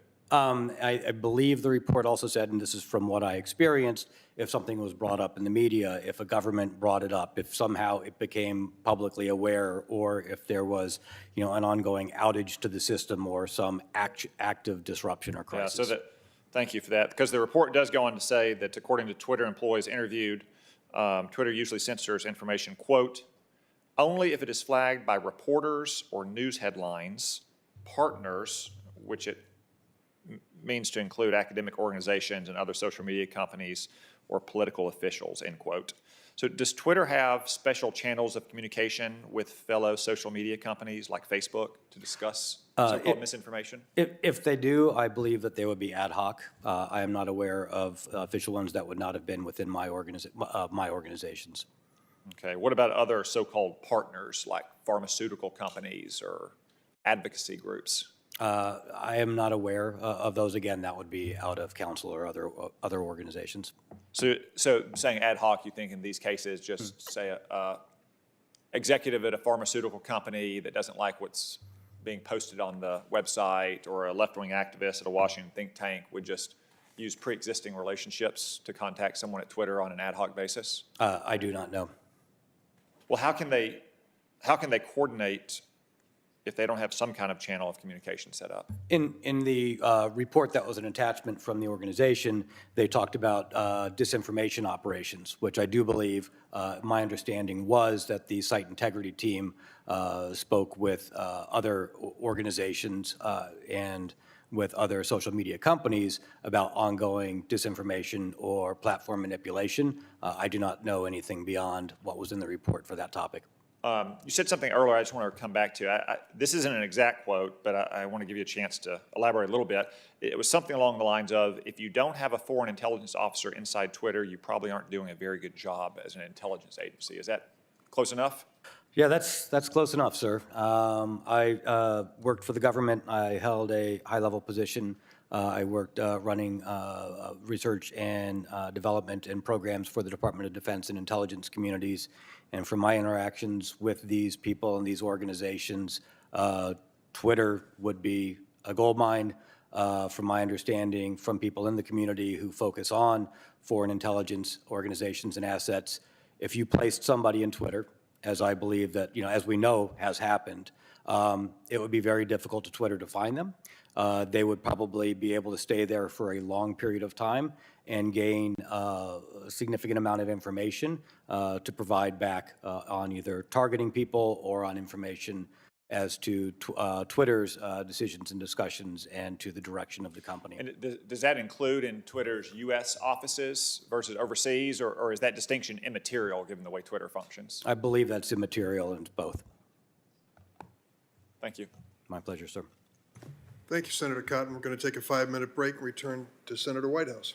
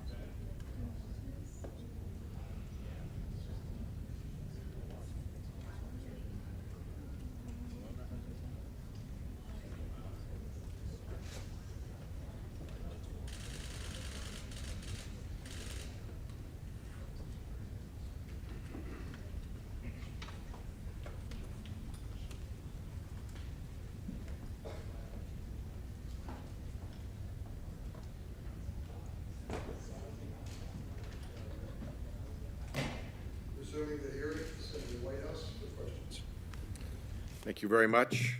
Mr. Zatko, I just wanted to follow a little bit on the repeated suggestions that you've made in your testimony that the cybersecurity vulnerabilities will expose the United States to risk and to attacks, and that Twitter's security failures threaten the country's national security. Good with that? Yes, sir. Okay, so I get hidden ad buyers. We saw the same thing with Facebook when they were taking ads with the payments denominated in rubles and not bothering to figure out that there might have been Russians behind those ads. And you've mentioned concerns about hidden Chinese ad buyers. But if we could talk a little bit more about the national security risk associated with, for instance, the unregistered Saudi foreign agent who worked at Twitter, or the pressure to hire Indian government agents. Walk us through a scenario of how an individual planted in Twitter like that could create a national security risk for the United States. And if you would, make particular reference to the fact that, at least when I use Twitter, I'm sending stuff out. It's intended to be public. So how, in that environment, can a foreign agent create national security risk of any significant nature? Yes, sir. There are several aspects to that. There's the non-public information that we have spoken about earlier today, your location, your phone number, your email address, things that aren't advertised to the world. In fact, I believe 200 million, if we want to say regular users, not necessarily from a national security standpoint. Twitter in 2020 internally assessed that they lost information on 200 million users for email addresses, phone numbers, other information like that. This is the information that you need in order to start taking over other people's accounts. With your phone number and an email address, I can hijack your phone number. I can then change your Gmail, your Coinbase, your Ameritrade, your other accounts. I can cause financial harm that way. I can then assume your identity. But more importantly, I probably want to be able to understand your whereabouts, your network, and understand, well, I'll give you an example in foreign governments, a concern, and then we can apply that to the United States. There were requests for information about members in the farmers' protest. There might be organizations or groups in the United States where, once I know your home address and your home phone number, I can approach you in real life. I can put pressure on you. I could possibly recruit you. You could be a witting or unwitting accomplice, and then I could influence you or target you for influence operations in the real world. Let me just offer the thought that my home address and phone number and email address are pretty widely known, and indeed in the public domain. So how does Twitter access to that information? Is there more, or what's the difference between being able to look me up in the phone book and having Twitter access to that information? Having been in the public sector myself, yes, a lot of my information became known. There's also a lot of people who are in particular roles where that information is not known. And the targeting of them, perhaps staffers, perhaps aides, perhaps people around you influencing to build that network, which we have seen within, not Twitter, but which the U.S. and the intelligence communities have seen as part of the great game in the intelligence communities and world. Okay, so just play that out for me a little bit more, given that so much of this information is available through other channels. What would the end game be for, let's say, a foreign government seeking to put that kind of pressure on somebody who could presumably make a difference or a decision about to the benefit of the foreign country? Perhaps identifying a relative, a family member, a colleague who is in financial issues or has other elements that can be leveraged against them to help them influence you in a particular fashion without your awareness. So you're able to, somebody would be able to create a sort of family or personal network around an individual Twitter user and extract information about folks in that network? That is one particular aspect that intelligence communities are meant to do. How would that take place? Through the, if somebody's gotten into the Twitter system, how do they find that out? Well, it might be used in combination with other data collection sources. For instance, one of the concerns of U.S. People traveling to other countries is, was there information in the OPM database? And can that information be cross-indexed against the healthcare industry databases that have been lost?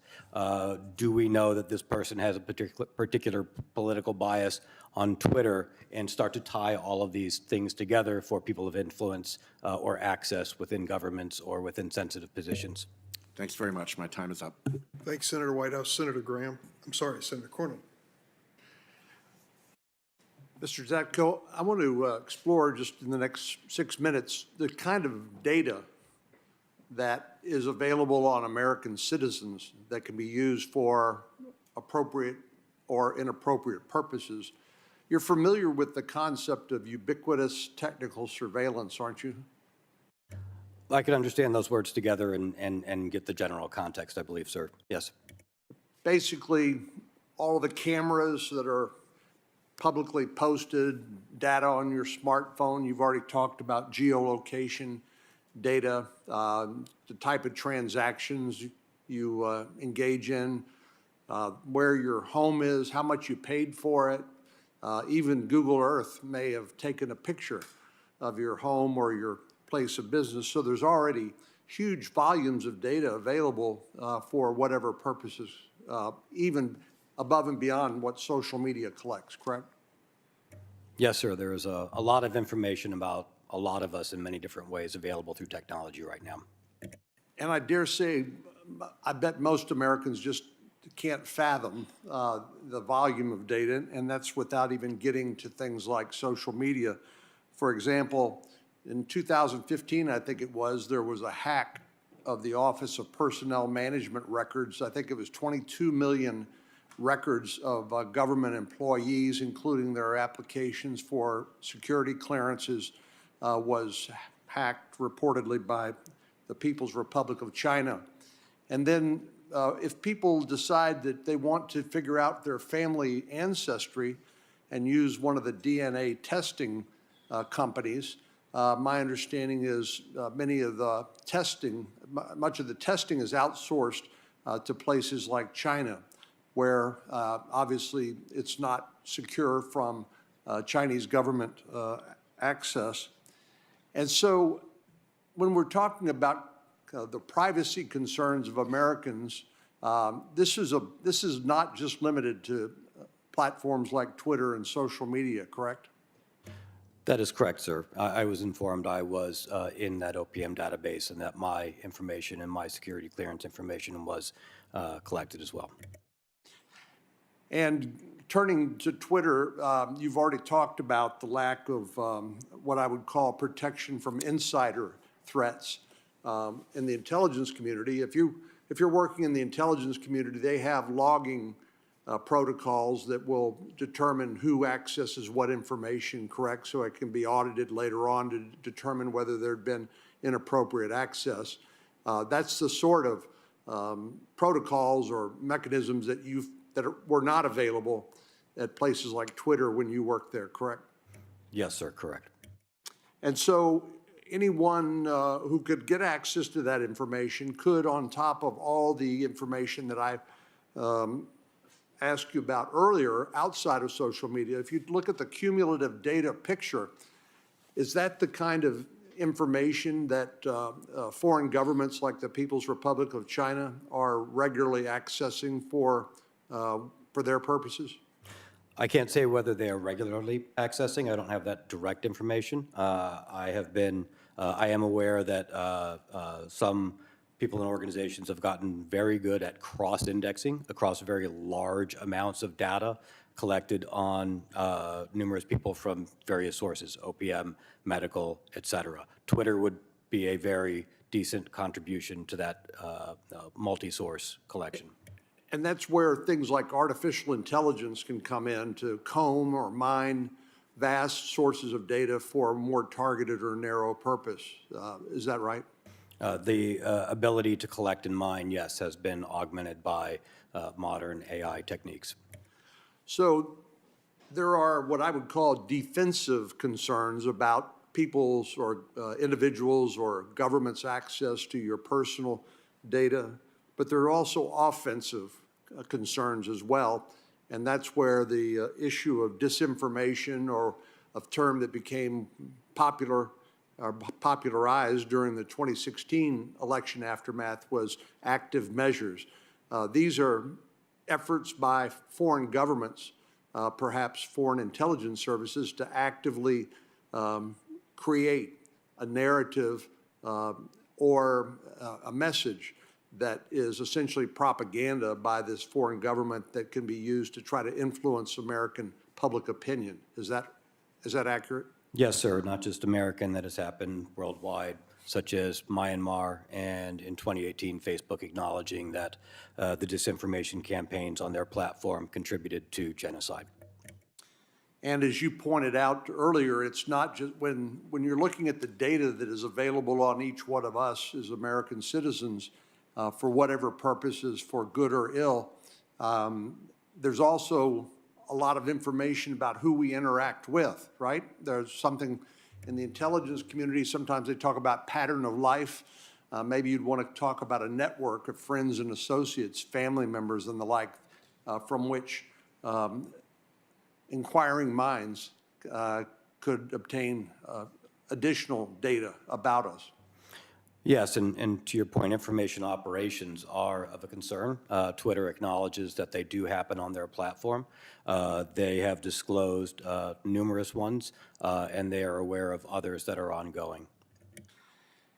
I'm aware that TikTok, which is a Chinese company, I believe, and even Instagram, which is owned by Facebook, have 13-year-old age restrictions in terms of their terms of use. But there's no limitation on people's ability to pretend to be an adult, to pretend to be somebody that they're not, and gain access to social media accounts and to use it for whatever purpose that they wish. I can't speak to TikTok or Facebook. I'm not familiar with their internal technology for age gating. I do know that that was a challenge at Twitter, and from what I was told, the majority of age gating was voluntary self-reporting of what your age was. And finally, can you tell me, do you have recommendations based on your 30 years of experience in terms of data security, and what sort of regulations or laws that Congress and the federal government should consider passing? We don't have time to talk about all those here today, but we'd certainly welcome any of your recommendations and insights. Do you think this needs to be an area where the federal government needs to be actively engaged? Yes, sir, I do. I'd be happy to supplement my written report. Thank you. Thanks, Senator Cornyn. Senator Hirono. Thank you, Mr. Chairman. Thank you for coming to testify, Mr. Zacko. Your testimony and all of your responses to the various questions we asked you says to me that the situation regarding data security and national security issues with regard to Twitter is massive, and that Twitter is not doing very much to be helpful at all. In fact, there are major disincentives to Twitter doing anything, to spending the time or the resources to address the concerns that you raise. So, for example, the FTC, very out-resourced with regard to trying to keep Twitter under any kind of even a consent decree that was entered into back in 2011. And more recently, they're contemplating making Twitter pay $150 million for some misuse of information. $150 million fine for a multi-billion-dollar company is nothing to provide any kind of incentives for them to change what they're doing. And yes, there is information out there from so many different sources, including our appliances and cars and everything else. However, Twitter is a huge, if I can call it, a single platform where one can access information. So who is going to force Twitter really to do anything? If we were to adopt some of the legislation that's contemplated, if we don't have an agency that can implement and enforce that law, then we are back where we started from. So what is it going to take to force Twitter to change its ways? Well, this starts at the top in Twitter, and you need an executive team that is willing to go in and say, the executive team themselves acknowledged, and I heard them say, we have 10 years of unpaid debt here that at some point we really need to get ahead of. They need to prioritize that. And to my understanding, a board's primary role is to make sure the right executives are in charge of the company, the CEO in particular, to make sure they are sending the company in the right direction. This needs to be a long-term incentive rather than short-term incentives for the companies, because the short-term incentives just mean that they're going to tactically run from fire to fire and not actually pay down debt for a long-lived, valuable company. So your description of Twitter, though, is they're mainly focused on the short-term monetary incentives. Who's going to force them to look at the long term? Do people need to go to prison? I mean, what do we need to do to get Twitter to, at least, from what you're telling me, they cannot even identify foreign agents in their midst? Yes, ma'am. And, to be blunt, some foreign agents will probably be pretty good and difficult to identify, but some were, in this case, not. And they're only, to my awareness, being identified when they're brought to them. They're not even attempting to. I think holding people accountable is a good start. I think that is something that people are concerned of. But you can only hold people accountable if you can measure and quantify what their targets are and what changes need to happen. And if you say, such as what I saw, Twitter needs to have a mature software security program, that's a very ambiguous and qualitative term. So holding accountability and setting quantitative goals and standards that can be measured and audited independently, I believe, is what's going to be required to change management structures and drive change in companies when it's needed, such as this. So we don't even have the kind of standards to which we can hold Twitter accountable to. Is that right? From what I saw, they were able to be answered in the affirmative without actually meaningfully making the intent of the regulators was correct. But you could then say, yes, I've done this, hold up an isolated example, and allow somebody to assume that that example was at, the whole environment, knowing that you're misleading. Excuse me. So do French regulators have better standards to which to hold Twitter accountable to? My understanding is that one of the reasons the French CNIL is more feared is that they dig in technically and go towards more quantitative results that are less easy for organizations to sort of wordsmith around in their response and answers. I think that's something we can learn a lesson from. But specifically, are you sure that you discovered Twitter compromises its user data long after the users close their accounts? In fact, you stated that the accounts are simply deactivated while the data is not fully deleted.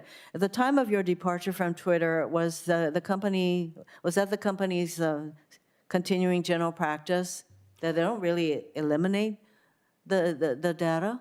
Yes, I was told straight out by the chief privacy officer that the FTC had come and asked, does Twitter delete user information when they leave the platform?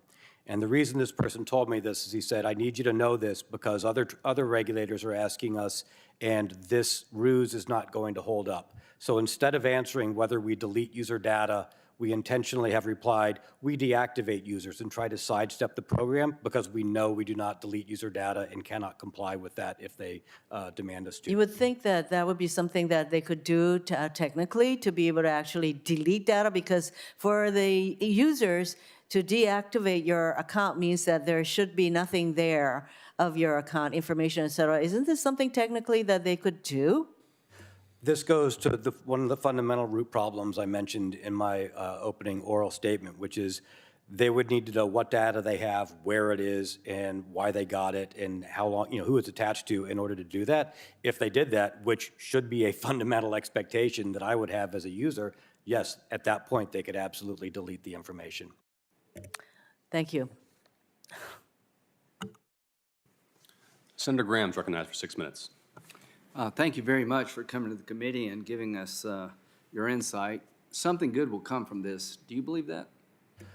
I hope so. I'm basically risking my career and reputation, and if something good comes from this 5, 10 years down the road, it will have been worth it. It's and you're willing to take that risk because it's that important to you? Yes, I've been doing this for 30 years. People who know me in the industry know that, I'm willing to put it all on the line, hoping that we can improve things. Well, I'm going to work with my Democratic colleagues to make sure this is not in vain. Let me ask you a question. Do you still use Twitter? I still have an account on Twitter. I still read it occasionally. I have not tweeted since I've left. Given what you know, would you recommend that all of us continue to use Twitter, or should we take a time out?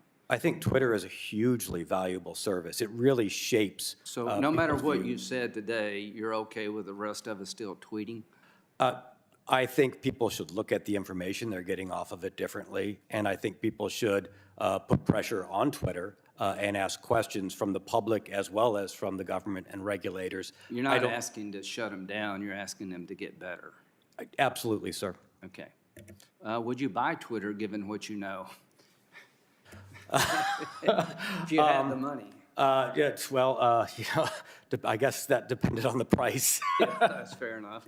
But I guess the reason I asked that, for the rest of us, we take what you say seriously. It's pretty unnerving. I'm going to go ahead and use Twitter, but I'll use it differently. And if nothing good comes out of this, shame on us all. So let me just tell you where I'm headed. There's no way to deal with this without bipartisanship, from my point of view. So I'm working with Elizabeth Warren, of all people. We have different perspectives on most everything. But Elizabeth and I have come to believe that it's now time to look at social media platforms anew. And we have this general understanding among ourselves that the regulatory system regarding social media is not working effectively. Do you agree with that? Based upon what I saw, a lot of things aren't working effectively. Yes, sir. Okay. The Federal Trade Commission, that's the primary regulator for Twitter, as far as we know? I do not believe that Twitter should have been able to be viewed as in compliance with. Well, my point is, do you know when the Federal Trade Commission was founded? No, sir, I do not. 1914. A lot has happened since 1914.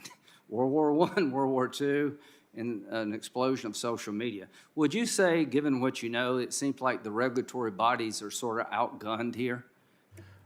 In big tech, I think they're absolutely outgunned. Yeah, they're like big time outgunned. And I want people to understand, paying a $150 million fine seems to be of little consequence. Is that your testimony? In this case, absolutely. Okay, so just imagine what I just said, Mr. Chairman. A company doesn't mind paying $150 million if they can just get back on to doing what they're doing. So one of the things I'm trying to do with Senator Warren and others is create a consequence for these organizations to give them an incentive to do better. Don't you think that's where we should be headed? Yes, sir, I do. Okay. One thing that, do you have a car? Yes, sir, I do. Do you have a driver's license? Yes, sir. Okay, if you drive a car, you need a license. If you sell real estate, you need a license. If you practice law, you need a license. If you're involved in the securities business, you need to get licensed. Is there any licensing requirement to run a social media company? Not to the best of my knowledge, sir. Okay, can you sue a social media company when they do you wrong? I do not know. Well, the answer is no. So they're not licensed, you can't sue them, and to be shocked that we have a problem is kind of naive on our part. So here's what I promise to you, that we're going to take your testimony, we're going to learn from it, we're going to create a system more like Europe, a regulatory environment with teeth, an agency that came about after 1914, with the power to deal with privacy issues, content moderation. If you're going to be in this space, you have to harden your sites against foreign interference. You have to protect your sites against criminality. And if somebody takes your content down, you'll have an appeal process outside the group who did it. Does that sound kind of like where we need to be going? Those all sound good to me, and I would hope measurable and transparent, and thank you, sir. Well, we're headed that way with my good friend Senator Hawley, who's going to join the Graham-Warren team. We're going to come up with a regulatory system to make sure that people in this space pay better attention. They have consequences if they don't change their behavior. It's long past due. Would you say that the companies we're talking about are some of the most powerful in the history of the world? I don't know, sir. Well, I'll say that. I will say that these companies make massive amounts of money. They're virtually unregulated. Their regulatory body was founded in 1914. They're completely outgunned. And under our law, you can't sue them when you're wronged. Having said all that, there's much value to these companies, Facebook, Twitter, Google. They add value to life. But there's a dark side, and we're going to address the dark side. So I will just close with this. Your testimony today has legitimized what most of us feel is a process out of control, that the regulatory environment is insufficient to the task. It's time to up our game in this country. I'm not about putting these people out of business. I'm about making them do business in a normal way and take their job more seriously. And if Elizabeth Warren and Lindsey Graham can come together around that concept, I think we're off to the races as a body. Thank you very much. What you did today will not be in vain. Thank you very much, sir. If what I've done can contribute to positive change, it will be worth it. Thank you. Thank you, Senator Graham. Mr. Zacko, thank you for joining us. Mudge, thank you for joining us. I'd like to ask you about what you encountered in terms of the corporate incentives at the top of the company. Something like pushing patches and security updates to employee devices. Cyber hygiene is not easy, but that's a relatively low-cost way to mitigate a lot of risk. And there is significant risk here, reputational risk, financial risk. So why, based upon your experience working within Twitter's corporate leadership, would the company not have elected to take that step to mitigate risk in that relatively low-cost way, or other steps like that? I didn't see any financial incentives at the top levels that would then give prioritization to such efforts.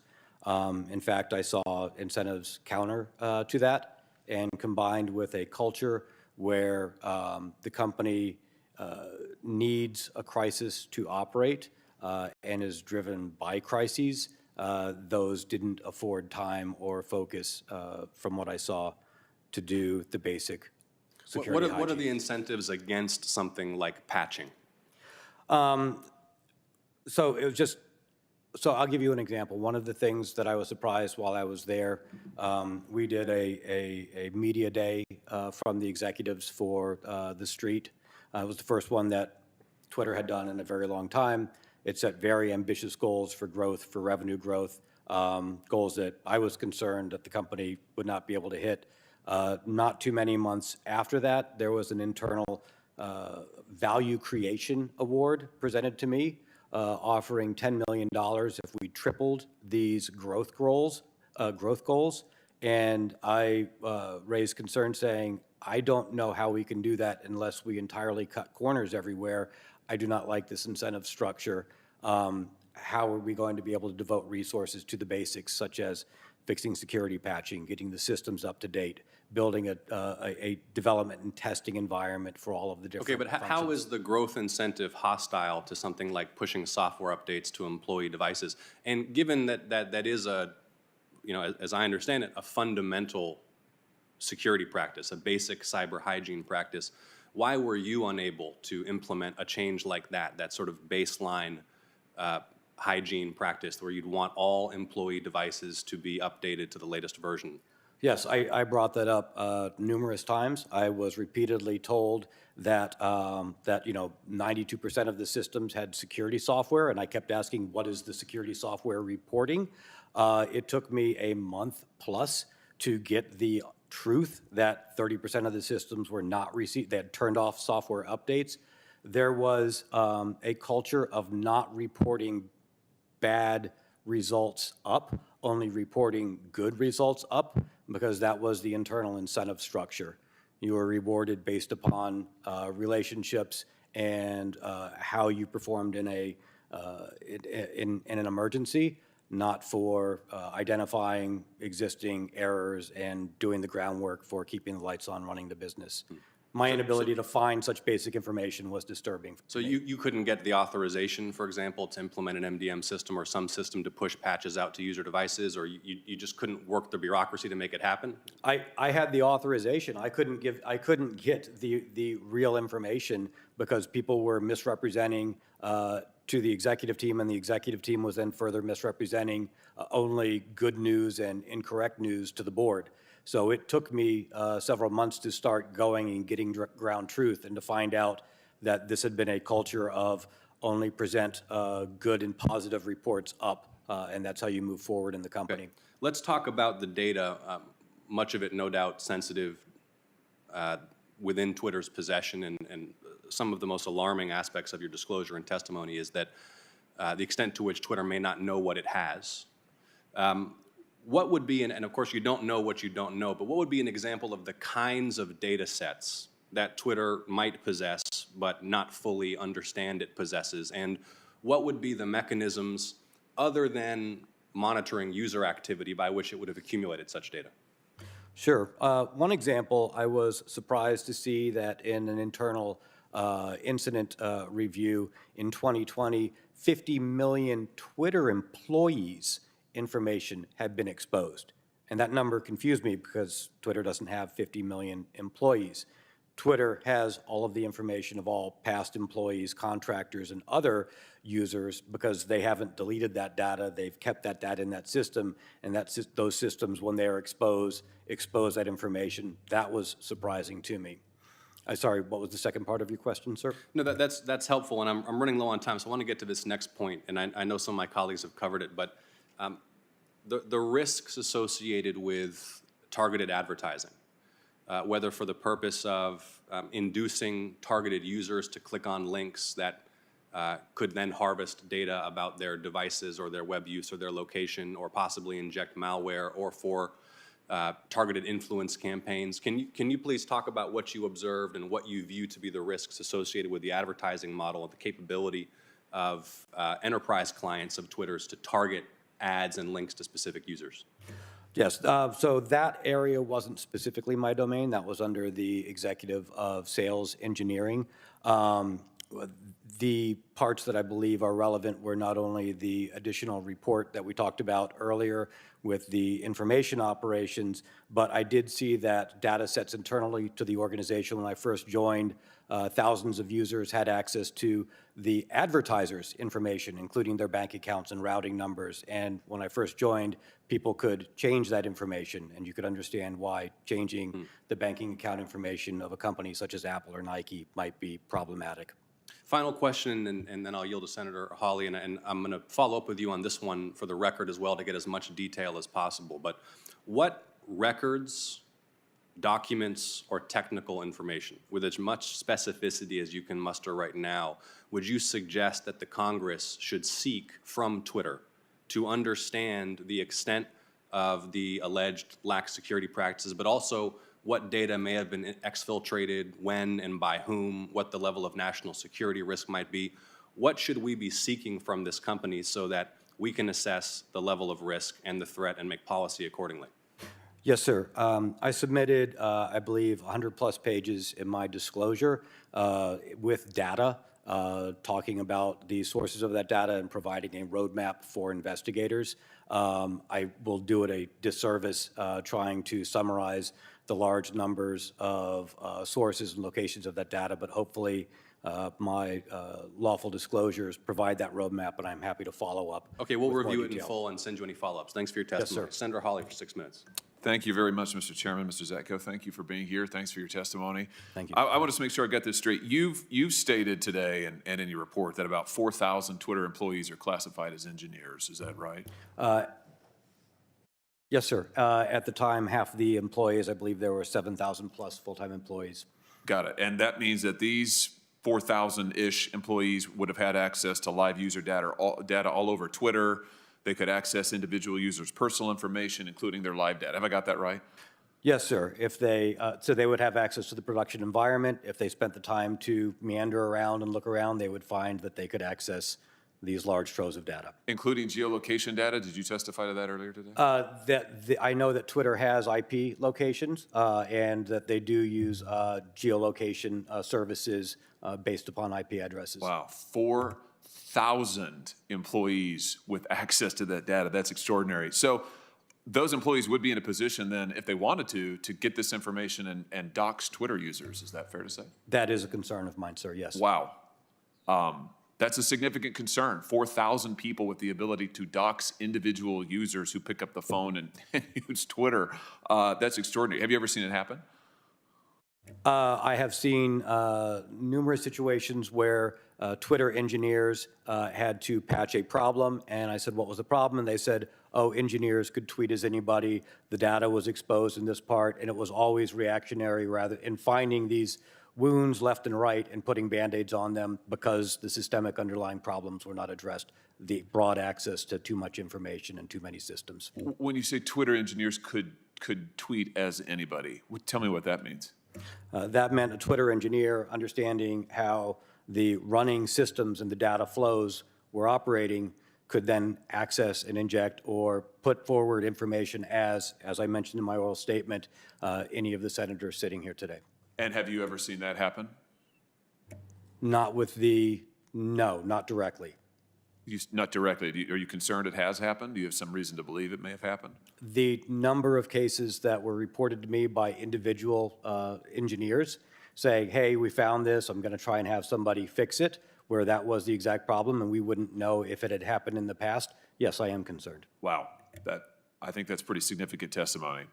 Let me make sure that I understand also just this point. A Facebook whistleblower came forward a couple of years ago now, came to me, to my office, and told us that at Facebook they at least had some policies on the books that restricted back-end developers from using or from accessing user data.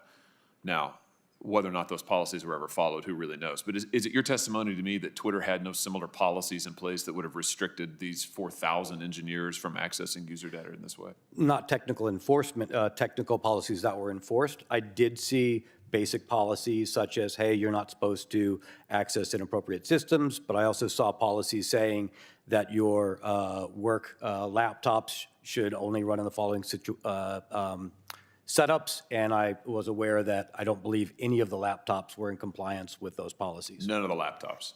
Based upon the policy that I read, I do not believe any of the laptops were in compliance with that security policy. Zero in compliance with their policy. That's extraordinary.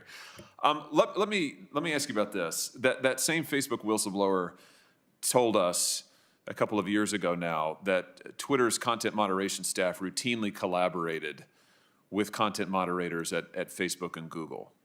Is that true to your knowledge? Do you have any information about that? That would be in a team under counsel, and I wouldn't have firsthand knowledge of that. Are you aware of any Twitter policies that would have prohibited coordination on content moderation between Facebook, Google, and Twitter? Not to the best of my knowledge, I am not aware. Okay, so it's eminently possible, is what you're saying. Yes, sir. Let me ask you about this. Are you aware of any communications regarding content moderation with Twitter staff and the United States government in your time at the company?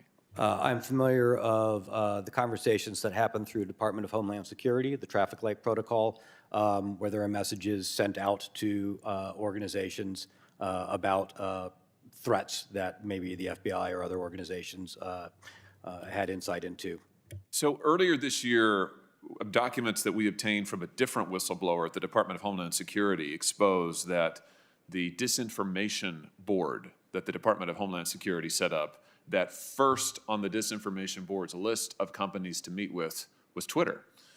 And they had an extensive memo, which, by the way, is public information now. We've released it. You can go and look at it. But they had a memo prepared with notes for this meeting with Twitter, talking about cooperation in content moderation and, frankly, in monitoring Americans' speech. And now we know that thousands of Twitter employees have access to that.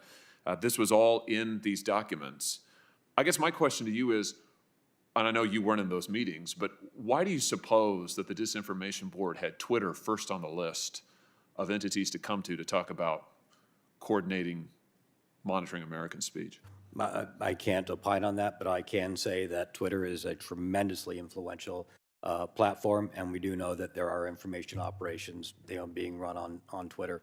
Do you think it's maybe because Twitter has proved so pliant to government pressure, to censorship and monitor people? I'm thinking of, first of all, the Hunter Biden story. We now know that Twitter killed the Hunter Biden reporting. We know Mark Zuckerberg has said that the FBI pushed Facebook to do so. Facebook throttled it down. Twitter killed it completely, locked up accounts that were trying to report on what we now know was a true story. Or how about in your own report, you claimed that the Twitter CEO proposed caving to the Russian government's demands to censor content on Twitter and spy on its users, and you noted that this occurred even as you were directing employees to prepare for the Russian invasion of Ukraine.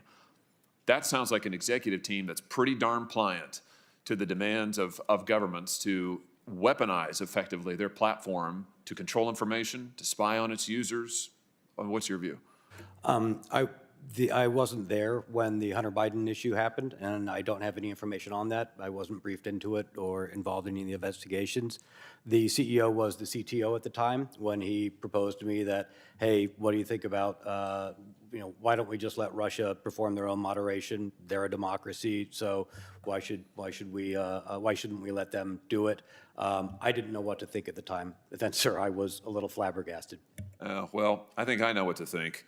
Which is that Twitter has been all too eager to take private information from its users without telling them, to sell it and monetize it without their permission, to expose them to the worst kind of security threats, to censor them, to spy on them. I mean, you have painted a picture of a company that is not only out of control, but is truly in many ways a malign actor. And I thank you for being willing to be here and testify. Thank you, Mr. Chairman. Thank you, Senator Hawley. Thank you for appearing before the committee today. The hearing record will remain open for 1 week for submission of materials for the record. And with that, this hearing is adjourned.